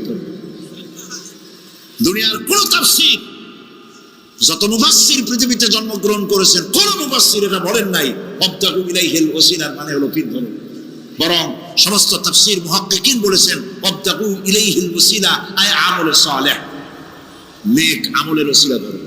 সুবহানাল্লাহ, নেক আমলের ওসিলা ধরো। প্রিয় ভাই সব ধান্দাবাজি ছাড়তে হবে। কিয়ামতের দিন মানুষ একেবারে অসহায় হয়ে যাবে, কেউ সাহায্য করবে না। সেই দিন প্রশ্নপত্র সামনে আসবে, আমলনামাগুলি বেঈমানের পিছন দিক থেকে বাম হাতে আসবে, আর ইমানদারের সামনে থেকে ডান হাতে আসবে। আমলনামা হাতে পাওয়ার সঙ্গে সঙ্গে বেঈমান বুঝে ফেলবে তার জায়গা কোথায়। কলিজা তখন গলার কাছে চলে আসবে। সত্য ছিল একসাথে। মনে করেন এই মাহফিলের মধ্যে মনে করে এইখানে সন্ত্রাসী আছে, খুনি আছে, ওয়ান্টেড, মোস্ট ওয়ান্টেড আসামি এর মধ্যে আছে, ধরা যাচ্ছে না অনেক মানুষের মধ্যে। হঠাৎ করে অর্ডার হলো যে ভিতরে এসবিআইবি ঢুকিয়ে দেওয়া হয়েছে, গোয়েন্দা বিভাগের লোক ঢুকিয়ে দেওয়া আছে, সন্ত্রাসী মোস্ট ওয়ান্টেড যারা আছে বেরিয়ে পড়ো, এক পাশে চলে আসো। তখন অবস্থাটা কি হবে তাদের? মজা লাগবে? পায়ের রক্ত মাথায় উঠে যাবে, চোখ দিয়ে রক্ত পড়া শুরু করবে। সমস্ত মানুষ একসাথে ছিল হাসরের ময়দানে। হঠাৎ করে অর্ডার হয়ে যাবে আনতাজুল ইয়াউমা আইয়ুহাল মুজরিমুন, হে অপরাধীর দলেরা আলাদা হয়ে যাও। ইন্না লিল্লাহ, আলাদা হয়ে যাও। সমস্ত মানুষ সেখানে খালি পায়ে উঠবে, কারো পায়ে জুতা নাই, স্যান্ডেল নেই, পরনে কোনো কাপড় নাই, গায়ে কোনো কাপড় নাই, মাথায় কোনো আবরণ নাই। হযরত আয়েশা সিদ্দিকা রাদিয়াল্লাহু তাআলা আনহা তিনি নবী করিম সাল্লাল্লাহু আলাইহি ওয়াসাল্লামের কাছে কিয়ামতের এই বর্ণনা শুনে কাঁদতেছিলেন আর বলতেছিলেন, হে আল্লাহর রাসূল, কিয়ামতে সকলকে ভাবে উঠতে হবে, এমনকি আমাকেও? হুজুর বললেন, প্রত্যেকটি মানুষকে উলঙ্গিনী হয়ে উঠতে হবে। তিনি প্রশ্ন করলেন, তখন কি শরম হবে না? নবী করিম সাল্লাল্লাহু আলাইহি ওয়াসাল্লাম বলছেন, জাহান্নামের ভয়তে কেউ কারো দিকে তাকাবার সুযোগ পাবে না। সব উপরের দিকে তাকায় থাকবে আর বলবে, আল্লাহ আমারে বাঁচাও, আল্লাহ আমারে রক্ষা করো। সমস্ত নবীরা, সমস্ত নবী আদম আলাইহিস সালাম থেকে শুরু করে ঈসা আলাইহিস সালাম পর্যন্ত সব নবী বলবেন, নফসি নফসি, আল্লাহ আমারে বাঁচাও, আমাকে রক্ষা করো। কোথায় যাবে আপনার পিছাব? একমাত্র ব্যক্তি বিশ্বনবী মুহাম্মদুর রাসূলুল্লাহ সাল্লাল্লাহু। মানুষেরা হয়রান হয়ে যাবে। আদম আলাইহিস সালামের কাছে যাবে, আবাল বাশার, আপনি প্রথম মানুষ, আমরা বিপদে শেষ হয়ে গেছি, 50,000 বছর দাঁড়ায় আছি। কয় বছর দাঁড়ায় থাকতে হবে? কোথায় আছে? এই কোরআন শরীফ, 50,000 সানা মিম্মা তাউদ্দুন। এই পৃথিবীতে গণনা করলে 12 মাসে 1 বছর, 12 বছরে 1 যুগ, এরকম করে করে 50,000 বছর পৃথিবীতে গুনলে যত বড় লম্বা হয়, বিচারের দিনটা এত বড় লম্বা হবে। সবাই বলবে, আদম আলাইহিস সালাম আমাদের জন্য একটু আল্লাহকে সুপারিশ করুন যেন তিনি আমাদের বিচারটা তাড়াতাড়ি করে দেন। তিনি বলবেন, আমার পক্ষে সম্ভব না, আল্লাহর সামনে দাঁড়িয়ে কথা বলার আমার কোনো সাহস নেই, আমি পারবো না। নূহ আলাইহিস সালামের কাছে যাও, নূহ আলাইহিস সালাম বলবেন, আমি পারবো না। মুসা আলাইহিস সালামের কাছে যাও, তিনি বলবেন, আমি পারবো না। ইব্রাহিম আলাইহিস সালামের কাছে যাও, একজন আরেকজনের কাছে পাঠাবো। সর্বশেষ ঈসা আলাইহিস সালামের কাছে লোকেরা আসবে, হাসরবাসী। ঈসা আলাইহিস সালাম বলবেন, আমি তো পারবোই না, কারণ পৃথিবীর শত শত কোটি নাসারারা আমাকে আল্লাহর ছেলে বলেছে, অথচ আমি তাদের তা বলতে বলিনি। আমি নিজের ব্যাপারেই আজকে শঙ্কিত, আমারে তারা আল্লাহর ছেলে বলছে। আল্লাহ আজকে আমার সাথে কি ব্যবহার করবেন আমি তো জানি না, আমি নিজেই বিপদে আছি। তবে আমি তোমাদের ব্যাপারে একটা পরামর্শ দিতে পারবো। একজন ব্যক্তি আছে যার কাছে গেলে তিনি কথা বলতে পারবেন, তিনি বিশ্বনবী রাহমাতুল লিল আলামিন জনাব মুহাম্মদ রাসূলুল্লাহ সাল্লাল্লাহু আলাইহি ওয়াসাল্লাম। তার কাছে চলে যাবেন, হাসরবাসীরা তার কাছে চলে যাবেন। নবীজি সকলের কথা শুনে সিজদায় পড়ে কাঁদতে থাকবেন। তিনি বলবেন, হাসরবাসীদের কাজ ষষ্ঠ করবেন, এই কাজ আমার কাজ, আমি বলবো আল্লাহ পাককে। তিনি সিজদায় পড়ে কাঁদবেন। রব্বুল আলামিন প্রশ্ন করবেন, হে আমার রাসূল, আপনার তো আজকে কান্দার দিন না, আপনি কাঁদেন কেন? আমি আপনাকে মাকামে মাহমুদ দিয়েছি, কাউসারের মালিক বানাই দিয়েছি। আপনি জান্নাতে প্রবেশ করার আগে কেউ ভেস্টে যাইতে পারবে না, এই সম্মান দিয়েছি, কাঁদেন কেন? নবীজি বলেন, রব্বুল আলামিন, যা তুমি আমার জন্য বরাদ্দ রেখেছো সব আমি পেয়েছি বা পাবো, আমি কান্দি, আমার উম্মতের কি হবে? আল্লাহ রাব্বুল আলামিন তাকে পারমিশন দিবেন, আপনার নেককার জান্নাতি উম্মতগুলি আপনি বেছে নিন। নবী করিম সাল্লাল্লাহু আলাইহি ওয়াসাল্লাম পারমিশন পাবেন। আল্লাহর পারমিশন ব্যতি রেখে আল্লাহর দরবারে কথা উচ্চারণ করার ক্ষমতা কেন হবে না? সুবহানাল্লাহ। এই কথা ভাববার কোনো কারণ নাই।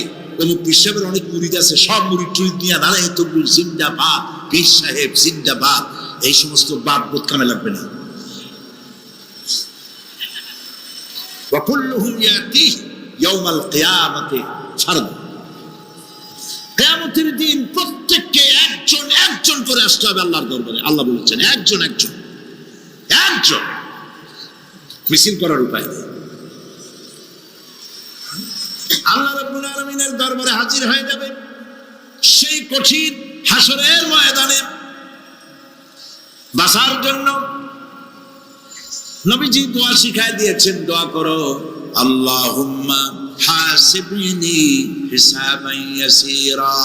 পড়েন আমার সাথে, আল্লাহুম্মা হাসিবনি হিসাবান ইয়াসীরা, আল্লাহুম্মা হাসিবনি হিসাবান ইয়াসীরা।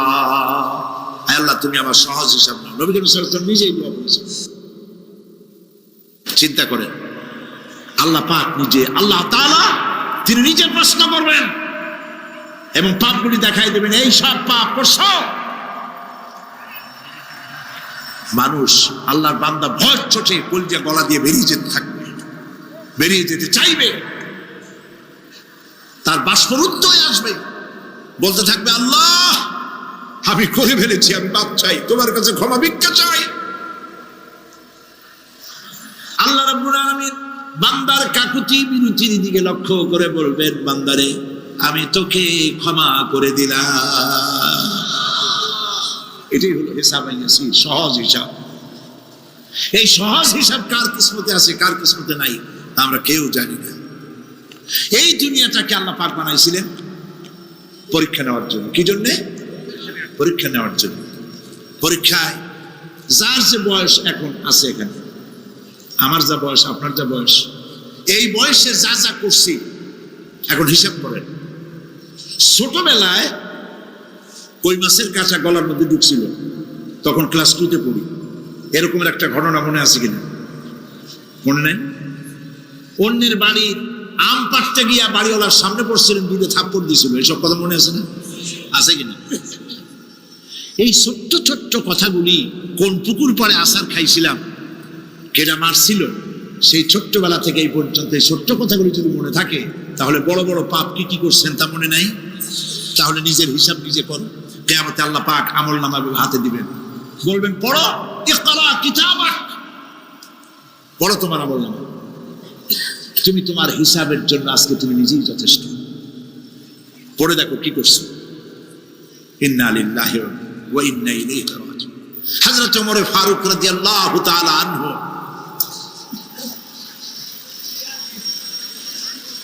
তিনি একবার অন্ধকার রাত্রে যাচ্ছিলেন, পিছনে ছিল অনেক লোকজন ছিল।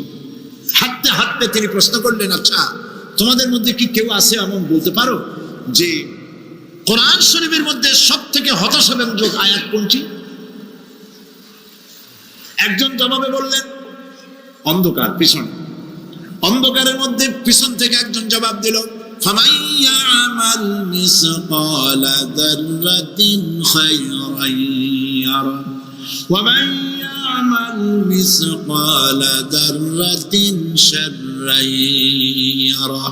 এর অর্থ হলো পৃথিবীতে কেউ যদি ছোট্ট একটি পাপ নেকির কাজ করে, সরিষা পরিমাণ নেকির কাজ যদি করে সেটা দেখতে পাবে, সরিষা পরিমাণ পাপের কাজ যদি করে সেটা দেখতে পাবে।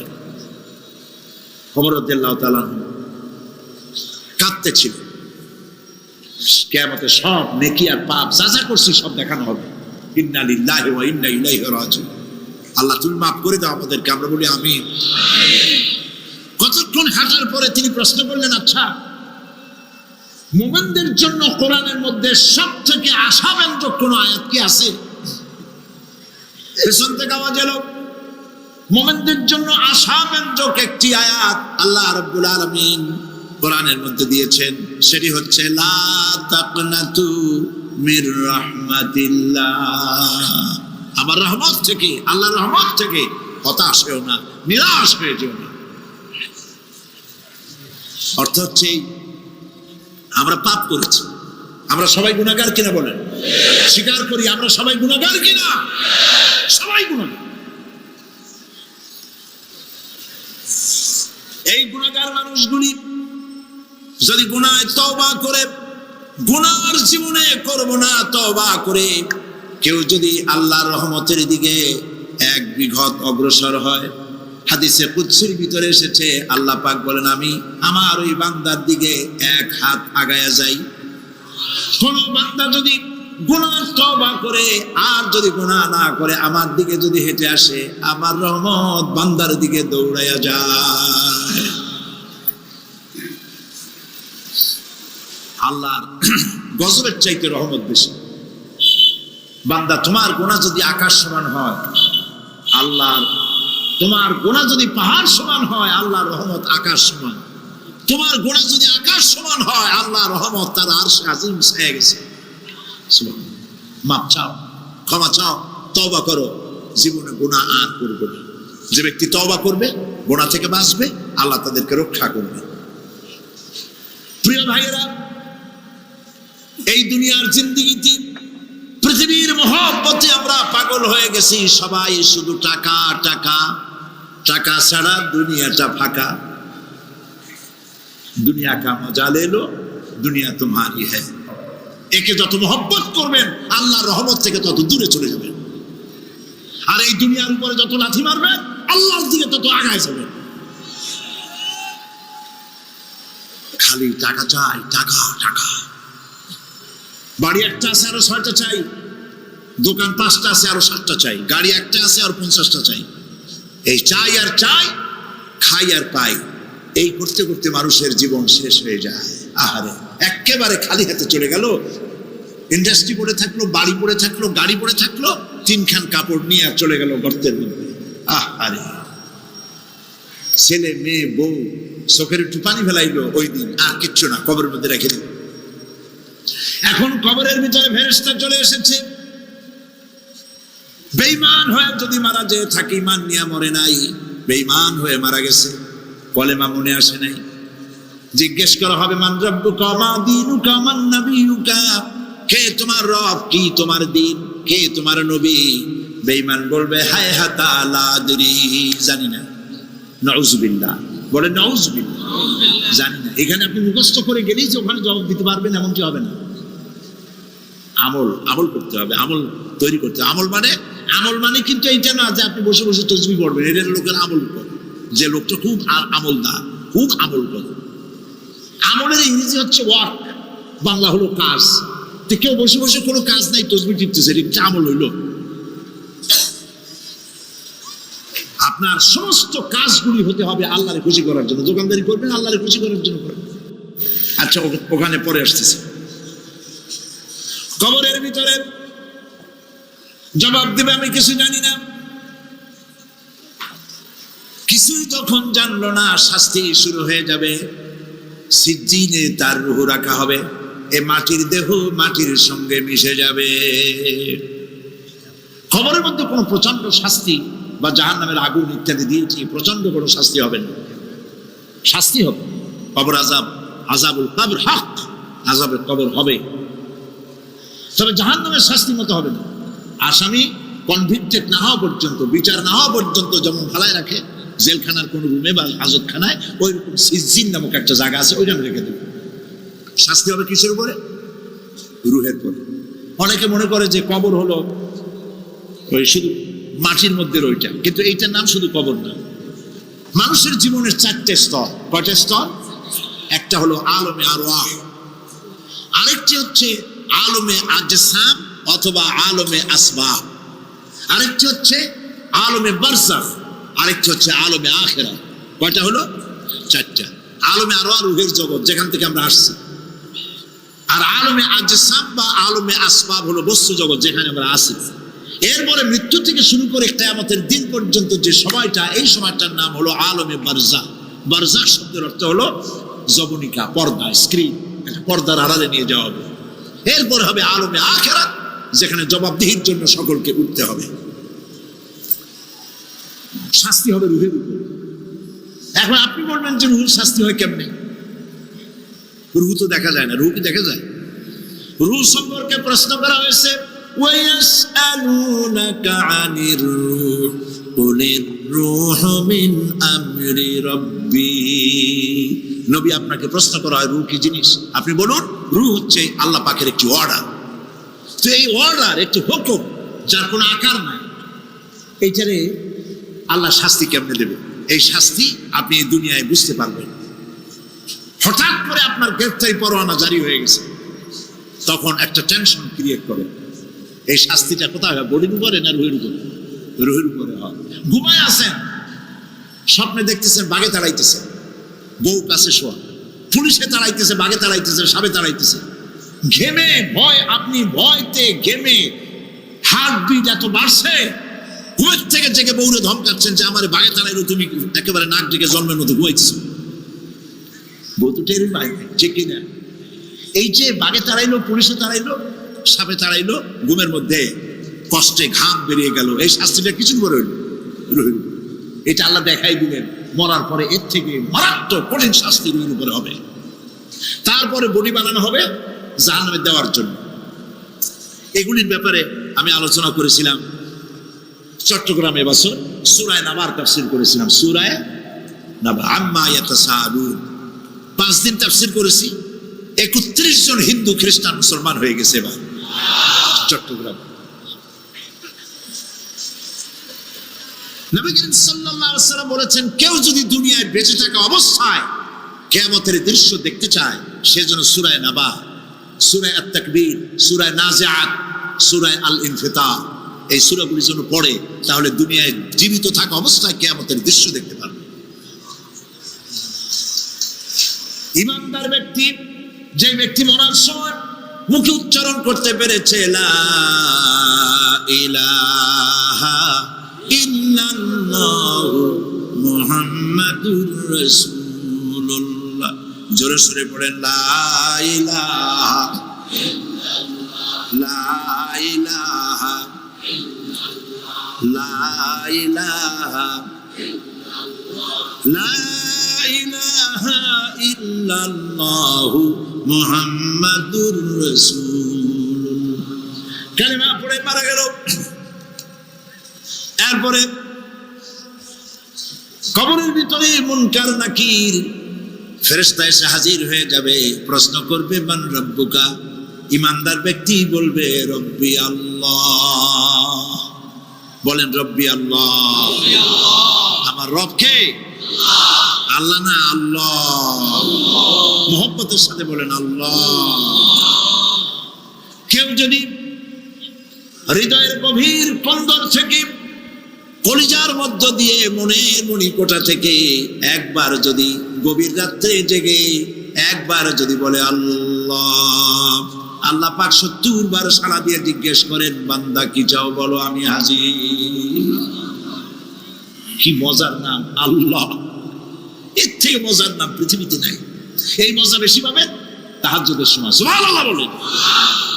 রাত জাগতে শিখুন, তাহাজ্জুদের নামাজের অভ্যাস করুন।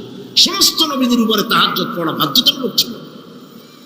গভীর রাত্রে সব ঘুমানো, আপনি জাগুন, উযু করুন, একটা রুমের মধ্যে একা চলে যান, দরজা বন্ধ করে দিন, তারপরে 6 রাকাত 8 রাকাত নামাজ পড়ে কান ধরে আল্লাহর কাছে বলতে থাকেন, আল্লাহ আমি এই সমাজের একজন নগণ্য মানুষ, তুমি দয়া করে আমারে কত টাকা দিছো, পয়সা দিছো, আমার মতো বিদ্যা জানাওয়ালা লোকেরা রিক্সা চালায়, অফিসে চাকরি করে, খাইয়া বউরেও ভালো কাপড় দিতে পারে না, তুমি আমারে কই থেকে কই নিয়ে আসছো বাবু, তার আমি শুধু নাফরমানি করছি, গুনাহ করছি, মিথ্যা কথা বলছি, আল্লাহ তুমি আমারে মাফ করো। গভীর রাত্রে গুনগুন করে নিজের কানে ধরে অপরাধ স্বীকার করে কাঁদতে থাকেন আর ডাকতে থাকেন, ইয়া আল্লাহু ইয়া রহমানু ইয়া রহিমু ইয়া হাইয়ু ইয়া কাইয়ুম। পড়েন, ইয়া আল্লাহু ইয়া রহমানু ইয়া রহিমু ইয়া হাইয়ু ইয়া কাইয়ুম, ইয়া আল্লাহু ইয়া রহমানু ইয়া রহিমু ইয়া হাইয়ু ইয়া কাইয়ুম। চোখের পানি ফেলে। নবীজি বলেছেন, আল্লাহর ভয়েতে গুনাহ করেছিল সেই লজ্জা করে, আল্লাহর ভয়েতে, জাহান্নামের ভয়েতে মানুষ যখন কান্দে, চোখের পানি নাকের অর্ধেক আসতে না আসতে আল্লাহ পাক তারে মাফ করে দিয়েছে। আল্লাহ পাক, মা বাচ্চা যদি কান্দে মা সইতে পারে বলেন? মায়ের চাইতে আল্লাহর মহব্বত কম না বেশি? মহব্বতকে আল্লাহ পাক 100 ভাগ করেছেন, 1 ভাগ সারা বিশ্বের মাঝে ছড়িয়ে দিয়েছেন, আর 99 ভাগ আল্লাহ তার নিজের মধ্যে রাখছেন। 1টা ভাগ ছেড়ে দিলেন পৃথিবীতে, সেই ভাগের থেকে যেটুকু মুরগি পেল, মুরগি তার বাচ্চা ঠেকাবার জন্য চিলের সাথে লড়াই করে, শিয়ালের সাথে লড়াই করে, গরু হাতির সাথে লড়াই করে, মানুষ তার সন্তানকে বাঁচাবার জন্য জীবনটাও দিয়ে দেয়। 1টা ভাগের যতটুকু পেলাম, সেই মহব্বত যদি আমার এত তীব্র হয় স্ত্রীর জন্য, সন্তানের জন্য, তাহলে 99টা ভাগ মহব্বত যে আল্লাহর কাছে বান্দার জন্য, তার দয়া কত বেশি। এই জন্য কবরের ভিতরে প্রশ্ন হবে, কে তোমার রব? মুমিন ব্যক্তি বলবে, রব্বি আল্লাহ, আমার রব আল্লাহ। ওয়ামা দীনুকা, তোমার দিন কি? বলবে, দীনুন আল ইসলাম। ওয়ামান নবিয়ুকা, তোমার নবীকে? ওই লোক বলবে, নবিয়ুনা মুহাম্মাদুর রাসূলুল্লাহ সাল্লাল্লাহু আলাইহি ওয়াসাল্লাম। হাদিসে এসেছে, ওই সময় নবীজির চেহারা মোবারক দেখানো হবে, প্রশ্ন করা হবে, মা কুনতা তাকুলু ফি হাযার রাজুল, এই লোক সম্পর্কে তোমার ধারণা কি? লোকটি বলবে, হাযা নবিয়ুনা মুহাম্মাদুর রাসূলুল্লাহ সাল্লাল্লাহু আলাইহি ওয়াসাল্লাম, ইনি তো আল্লাহর রাসূল, আমার নবী।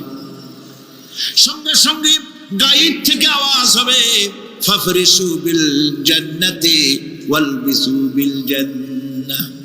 ও আমার ফেরেশতারা, আমার বান্দার জন্য জান্নাতের বিছানা কবরের মধ্যে বিছায় দাও, আর আমার বান্দাকে জান্নাতের পোশাক পরায় দাও। জান্নাতের পোশাক পরায় দাও, জান্নাতের বিছানা বিছায় দাও, আর তার কবরটাকে প্রশস্ত করো, ইলা মাদ্দা বাসারা, যদ্দূর তার চোখের দৃষ্টি যায় অদ্দূর বড় বানায় দাও কবর। ফেরেশতারা বলবেন, নূম কানাউমুল উরুস, দুলামিয়া যেমন বাসর সজ্জায় বউ নিয়ে ঘুমায়, তুমি আরামে ঘুমায় থাকো, ইলা ইয়াউমিল কিয়ামা। ভাই সাহেব, এই পৃথিবীর সব ফাঁকিবাজি, মোহ, সব মোহ, স্ত্রী, পুত্র, পরিজন, মাল, ধন, কিচ্ছু না, কোনো দাম নাই। আল্লাহকে ভয় করুন, আল্লাহকে ভয় করে চলুন। ভয় তো করতে পারলাম না, এত বড় একটা রমজান মাস চলে গেল, রোজা আসছিল তাকওয়া সৃষ্টি করার জন্য, সারা জীবন রোজা রাখলাম, মুত্তাকি হইতে পারলাম না। এটা ঠিক কিনা বলুন? সারা জীবন রোজা রাখলাম, মুত্তাকি হইতে পারি নাই। এখনো মিথ্যা কথা বলি, ওজনে কম দেই, খাদ্যে ভেজাল দেই, কথা ঠিক কিনা? মিথ্যা কথা বলতেছে, মিথ্যা কথা বলা কবিরা গুনাহ, মিথ্যা কথা বলা সমস্ত গুনার মা। কোথায় কোথায় মিথ্যা বলা হচ্ছে? দোকানদারি করতেছেন, কষ্ট করে মাল কিনছেন, লাভের জন্যই তো কিনছেন, মিথ্যা কম কেন? ওজনে কম দিচ্ছেন, ভেজাল দিতেছেন, ভেজাল দিয়া কম দিয়া কয় টাকা উপার্জন করবেন? আর কতগুলি খাইতে পারবেন আপনি? চাউলের মধ্যে তুষ দিলেন, কুড়া দিলেন, পাথর দিলেন। আহারে মুসলমান, কি কপাল পোড়া! ওজন দিতে গিয়া একটু খিস দিয়ে ধরে যেদিকে পাথরটা, আর মালটা যেদিকে সেদিক একটু নিচু করে দেয়, যে কেনে সে মনে করে মাশাআল্লাহ লোকটা তো খুব ভালো, আমার তো বেশি দিছে। কিন্তু বাড়ি যেয়ে দেখবেন আপনারা 14 গ্রাম কম দিছে। ও 14 গ্রাম তো না, এখন তো গ্রাম বলে, আগে তো আমরা ছটক মটক বলছি, এখন গ্রাম বলে সুবিধার জন্য। এগুলি কি আমি বানায় বলতেছি না, কথা ঠিক। লাভটা কি লাভ? জমিনের আইল ঠেলতেছেন, পরের জমিন দখল করতেছেন, বোনেরে ঠকাইছেন, ভাইরে ঠকাইছেন, ভাইয়ের সম্পত্তি ফেরত দেন নাই। আহা, এই যে দুরবস্থার সৃষ্টি হলো, আমলের পরিবর্তন হলো না। মসজিদ বানাইছি সব দালান, মসজিদগুলি সব বিল্ডিং হয়ে গেছে। নবী করিম সাল্লাল্লাহু আলাইহি ওয়াসাল্লাম বলেছেন মাসাজিদুহুম আমিরাতুন ওয়া হিয়া খারাবুম মিনাল হুদা। মসজিদগুলি সব দালান হয়ে যাবে শেষ যুগে। এগুলি নবী করিম সাল্লাল্লাহু আলাইহি ওয়াসাল্লাম ভবিষ্যৎবাণী। মসজিদগুলি কি হবে? সব বিল্ডিং হয়ে যাবে। ওয়া হিয়া খারাবুম মিনাল হুদা, হেদায়েত থেকে খালি হয়ে যাবে। হেদায়েত নাই, খালি মসজিদ, building, tiles, mosaic, air condition সব আছে, হেদায়েত নেই। কবি বলতেছেন मस्जिद तो बना ली है सब भर में ईमान की हरारत वालों ने, मन पुराना पापी रहा बरसों में नमाजी बनना सिखा। মন চাইছে তাড়াতাড়ি করে মসজিদ একটা বানাই ফেলাইছে, কিন্তু বছর বছর নামাজ পড়লো, মন সেই পুরানা পাপী রয়ে গেছে, সেই পাপ থেকে সে বাঁচতে পারে নাই। এই জন্য বিশ্ব কবি আকবাল বলেন মসজিদ মে মরসিয়া খায়ে কে নমাজি ন রহি, মসজিদ মে মরসিয়া খায়ে কে নমাজি ন রহি, यानी वो साहिबे औसाफ हिजाजी न रही। মসজিদ আর কাঁদতেছে, আমার সেই নামাজি কই? যেই নামাজিরা যখন নামাজ পড়তো পাখি এসে মাথার উপরে বসতো, পাখিতে বুঝতে পারতো না যেটা মানুষ না গাছ। সুবহানাল্লাহ। আর এখন ইমাম যদি নামাজ পড়তে আত্মাহিত করতে দেরি করে, ধীরে ধীরে পড়তেছে, পিছন থেকে সিগন্যাল মারা শুরু করে,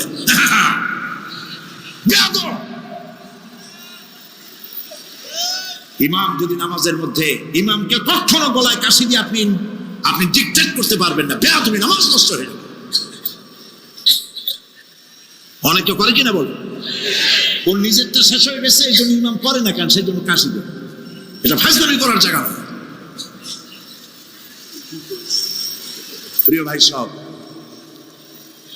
সুতরাং আমল যদি ভালো না হয়, মসজিদ সুন্দর বানায় লাভ হবে না। আমল যদি ভালো না হয়, সুন্দর জামা টুপি পরে কোনো লাভ হবে না। শরীরে হয়েছে ক্যান্সার আর মাথায় মারতেছে লক্ষ্মীবিলাসের তেল, লাভ আছে? বলেন লাভ আছে? কোনো লাভ নেই। আমল পরিবর্তন, মিথ্যা ছাড়তে হবে, মিথ্যা ছাড়তে হবে। ওয়াদা করতে পারবেন যে মিথ্যা আর বলবো না? পারবেন? ওজনে কম দেব না, ওয়াদা করতে পারবেন? জমিনের আইল ঠেলবো না, পরের হক নষ্ট করবো না, অহংকার করবো না, পারবেন? তাহলে জান্নাতের রাস্তা ক্লিয়ার হবে, নইলে ক্লিয়ার হবে না। ওয়াদা করি, বলেন ইয়া আল্লাহ। দুই হাত উঁচু করেন, বলেন ইয়া আল্লাহ, তোমার পবিত্র নামে কসম করি, ওয়াদা করি, যতদিন পর্যন্ত মালাকুল মউত আমার মাথার কাছে না আসতেছে, ফরজ নামাজ, ফরজ রোজা ছেড়ে দেব না। ইয়া আল্লাহ, আর মিথ্যা কথা বলবো না, ওজনে কম দেব না, খাদ্যে ভেজাল দেব না, অধীনস্থ নারীদেরকে বেপরদা রাখবো না, অহংকার করব না, সুদ খাবো না, সুদ দেব না, ঘুষ খাবো না, ঘুষ দেব না, শিরক করব না, বেদাত করব না। আল্লাহ তাআলা তুমি দয়া করে আমার ওয়াদা কবুল করো, আমিন। হাত নামা, আল্লাহ পাক কবুল করুন, সবাই বলেন আমিন। যদি এই ওয়াদা পালন করতে পারি, জান্নাতের রাস্তা ক্লিয়ার হয়ে যাবে। আর ওয়াদা পালন করতে পারবো না, ওয়াজের মাহফিলে এসে কোনো লাভ নেই। বছরের পর বছর ওয়াজ শুনবেন, আমলের পরিবর্তন হবে না, কোনো লাভ নেই। দোকানদারেরা ওজন টোজন ঠিক মতো দেন, মিথ্যা কথা বলা বাদ দেন, ওজন একটু কমাইয়ে দিয়া, খাদ্যে ভেজাল দিয়া কোনো লাভ নাই। এগুলি আপনি কবরে নিতে পারবেন না, শুধু পাপ আর পাপ।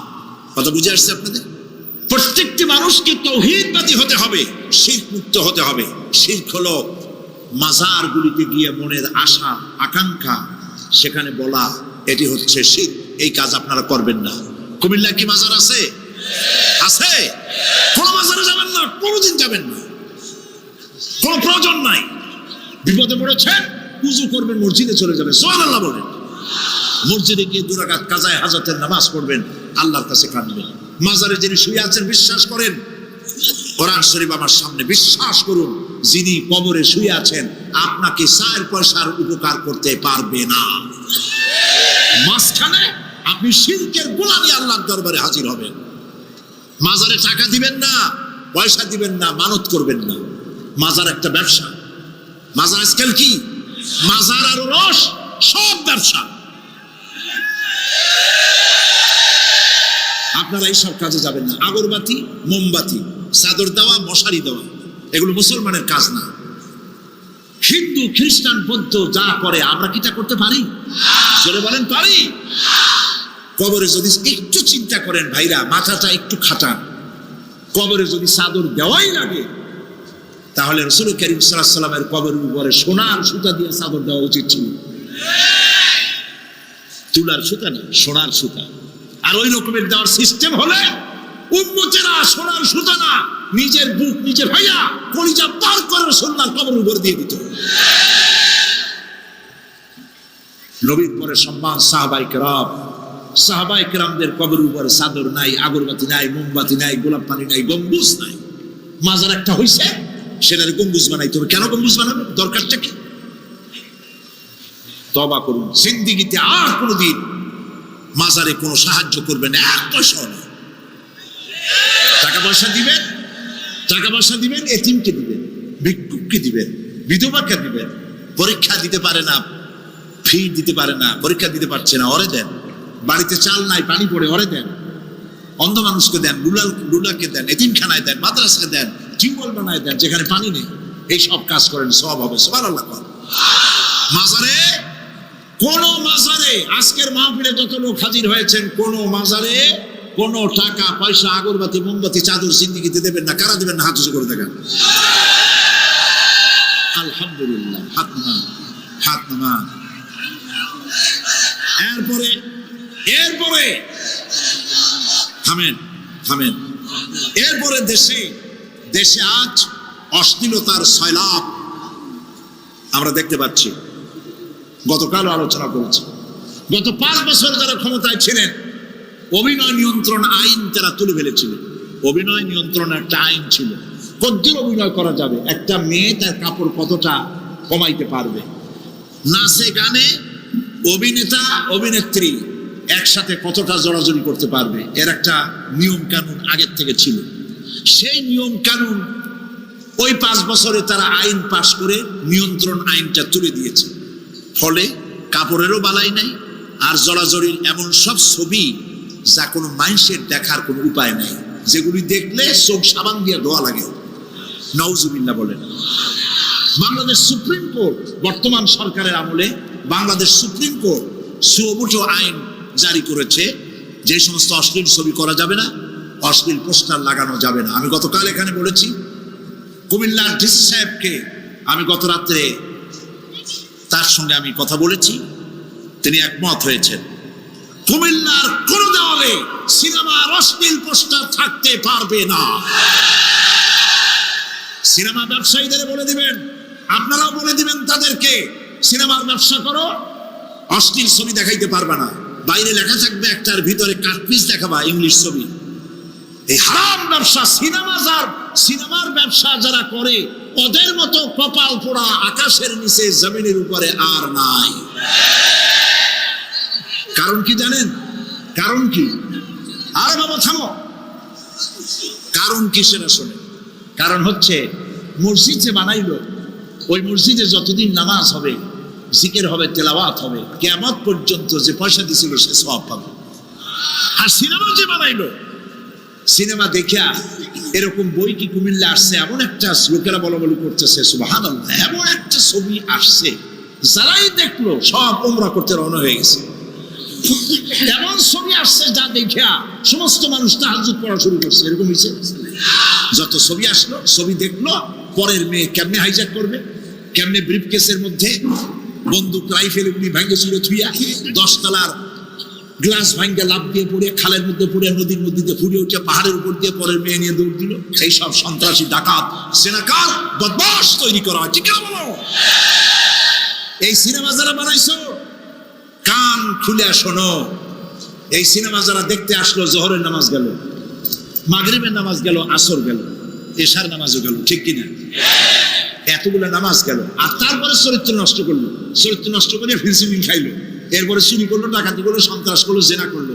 বেটা তুই মর, যে সিনেমা বানাইছো মর, মরে দেখবি কিয়ামত পর্যন্ত এই সিনেমা দেখে যত লোকের চরিত্র নষ্ট হয়েছে সমস্ত পাপ মাথায় নিয়ে কিয়ামতের আল্লাহর দরবারে দাঁড়াতে হবে।